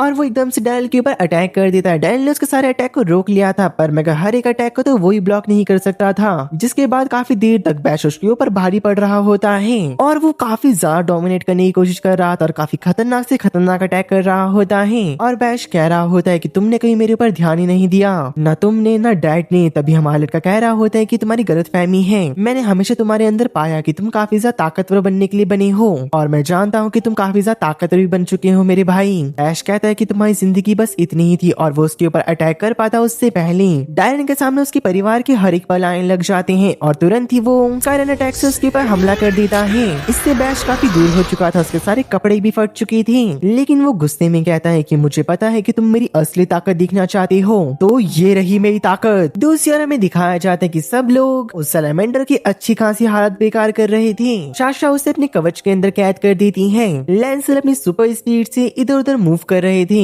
जब सैलेमेंडर कंफ्यूज हो चुका था, वो उसके ऊपर जोरदार अटैक कर देती है। एकदम से वहाँ पे ग्रैंड पास आते हुए कहते हैं कि पीछे हट जाओ, अब मेरी बारी। दूसरी ओर हमें दिखाया जाता है कि बैश ने डैरिल के ऊपर तुरंत ही अटैक कर दिया था और डैरिल को ये अटैक काफी जोर से लगा होता है और अपनी पूंछ से उसके ऊपर अटैक करके उसे पीछे करते हुए कहता है कि तुमने मेरी पूरी जिंदगी तबाह कर दी, आखिरकार क्या चाहते हो तुम मेरे से? अबे यार कुछ ज्यादा फिल्मी नहीं हो गया? छोड़ो जो भी हो। तुरंत ही बैश एक काफी बड़ा फायर बॉल बना देता है। डैरिल समझ चुका था कि अगर जो ये अटैक है जंगल में पड़ा तो पूरा जंगल बर्बाद हो जाएगा, तो वो डिसाइड करता है स्टोन गॉड की पावर का यूज करने का वक्त आ चुका है और वो अपने भाई से माफी मांगता है। दूसरी ओर जो ग्रैंड बाजा होते हैं उन्होंने उस सैलेमेंडर के बाजे बजा दिए थे और तभी वो जंगल की तरफ नोटिस करते हैं कि दो एक काफी बड़ी ताकतें आपस में टकराने वाली थी, पर मगर तुरंत ही डैरिन ने जो उसका अटैक होता है वो सीधा बैश के ऊपर दे मारा, जिससे कि वो जमीन में जाके पड़ा और काफी ज्यादा ताकतवर धमाका हुआ। खुद कह रहा था कि जंगल को प्रोटेक्ट करना पड़ेगा, खुद ही जंगल उड़ा दिया। वाह बेटा वाह। यहाँ पे मैं बैश को दिखाया जाती जिसने कि वो अटैक को सर्वाइव कर लिया होता है। अब लगभग उसकी बॉडी ट्रांसफॉर्म हो चुकी थी। डैरिल कहते हैं मुझे लगता है कि जो मेरे अटैक है कहीं वो उसे पावर तो नहीं प्रोवाइड कर रहे हैं, पर मगर तभी बैश ने डैरिल की मुंडी दे जमीन में, दे दीवार में, दे पहाड़ में और पता नहीं कहाँ कहाँ मारी और उसके गले का कचूमर बनाने आ रहा था, पर मगर डैरिल ने उसे रोक दिया होता है। इतनी जगह मार खाने के बाद अचानक से डैरिन को बैश की बचपन की मेमोरीज दिखने लग जाती है, जहाँ पे वो देखता है कि बैश पहले बहुत ज्यादा खुश हुआ करता था, अच्छे से काम करना, दिल लगा के हर एक इवेंट को जीतना, वो हर एक काम में परफेक्ट था। पर मगर एक दिन अचानक से उसके फादर डैरिन को वहाँ पे लेके आ गए और कहा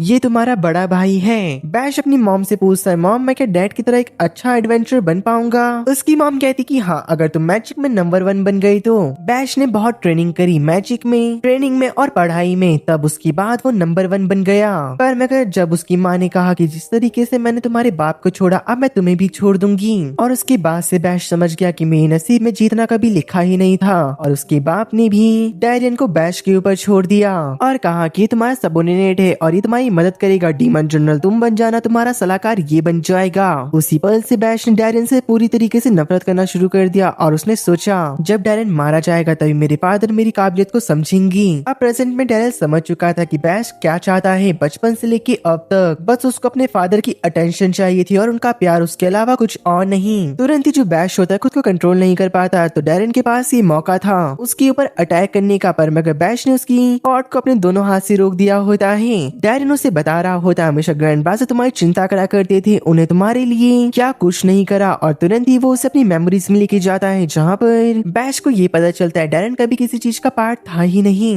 डैरियन कभी मैजिक का यूज नहीं कर पाता था, जहाँ पे उसे अच्छा बच्चा बनकर रहना पड़ता था। डैरियल और बैश की जिंदगी के अंदर कभी कुछ अच्छा नहीं था, बस फर्क था दोनों ने अपनी फीलिंग्स को छुपाया एक दूसरे से और किसी को कभी कुछ नहीं पता लगने दिया। और डैरियल बता रहा होता है बैश जब मैं तुमसे पहली बार मिला मुझे लगा कि मेरी भी एक फैमिली है, तुम सच में मेरे एक छोटे भाई हो और मैं तुम्हें बहुत प्यार करता हूँ। बैश भी समझ चुका था कि अब तक वो भी गलत था और वो रोते हुए भैया कहता है। डैरियन उसकी तरफ मदद का हाथ बढ़ाता है और बैश के मन में चल रहा था अगर बचपन में उसके हाथ को पकड़ लेता तो अब तक हमारा काफी अच्छा बॉन्ड बन चुका था, और जैसे वो उसके हाथ को पकड़ने ही वाला था लेकिन बैश की आंख में दर्द होने लग जाता है। जो सैलेमेंडर होता है दरअसल उसकी सारी पावर्स को खींच रहा था और सब लोग समझ जाते हैं कि सैलेमेंडर अपना असली रूप दिखाने वाला है, और हमें दिखाया जाता है कि दरअसल बैश हमारे लड़के का हाथ पकड़ने से पहले ही वहाँ से उड़ के निकल चुका था और सैलेमेंडर के अंदर समा जाता है, जहाँ पे ग्रैंड बाजा समझ चुके होते हैं अगर सैलेमेंडर ऐसा ही करता रहा तो वो बैश को पूरी तरीके से निगल जाएगा। दरअसल जो बैश होता है वो खुद को सेक्रीफाइस कर रहा था क्योंकि जो उसको एक मोमेंट चाहिए था लाइफ का, जो उसकी लाइफ का बेस्ट मोमेंट कहला सके, वो उसको उसके भाई के साथ मिल चुका था।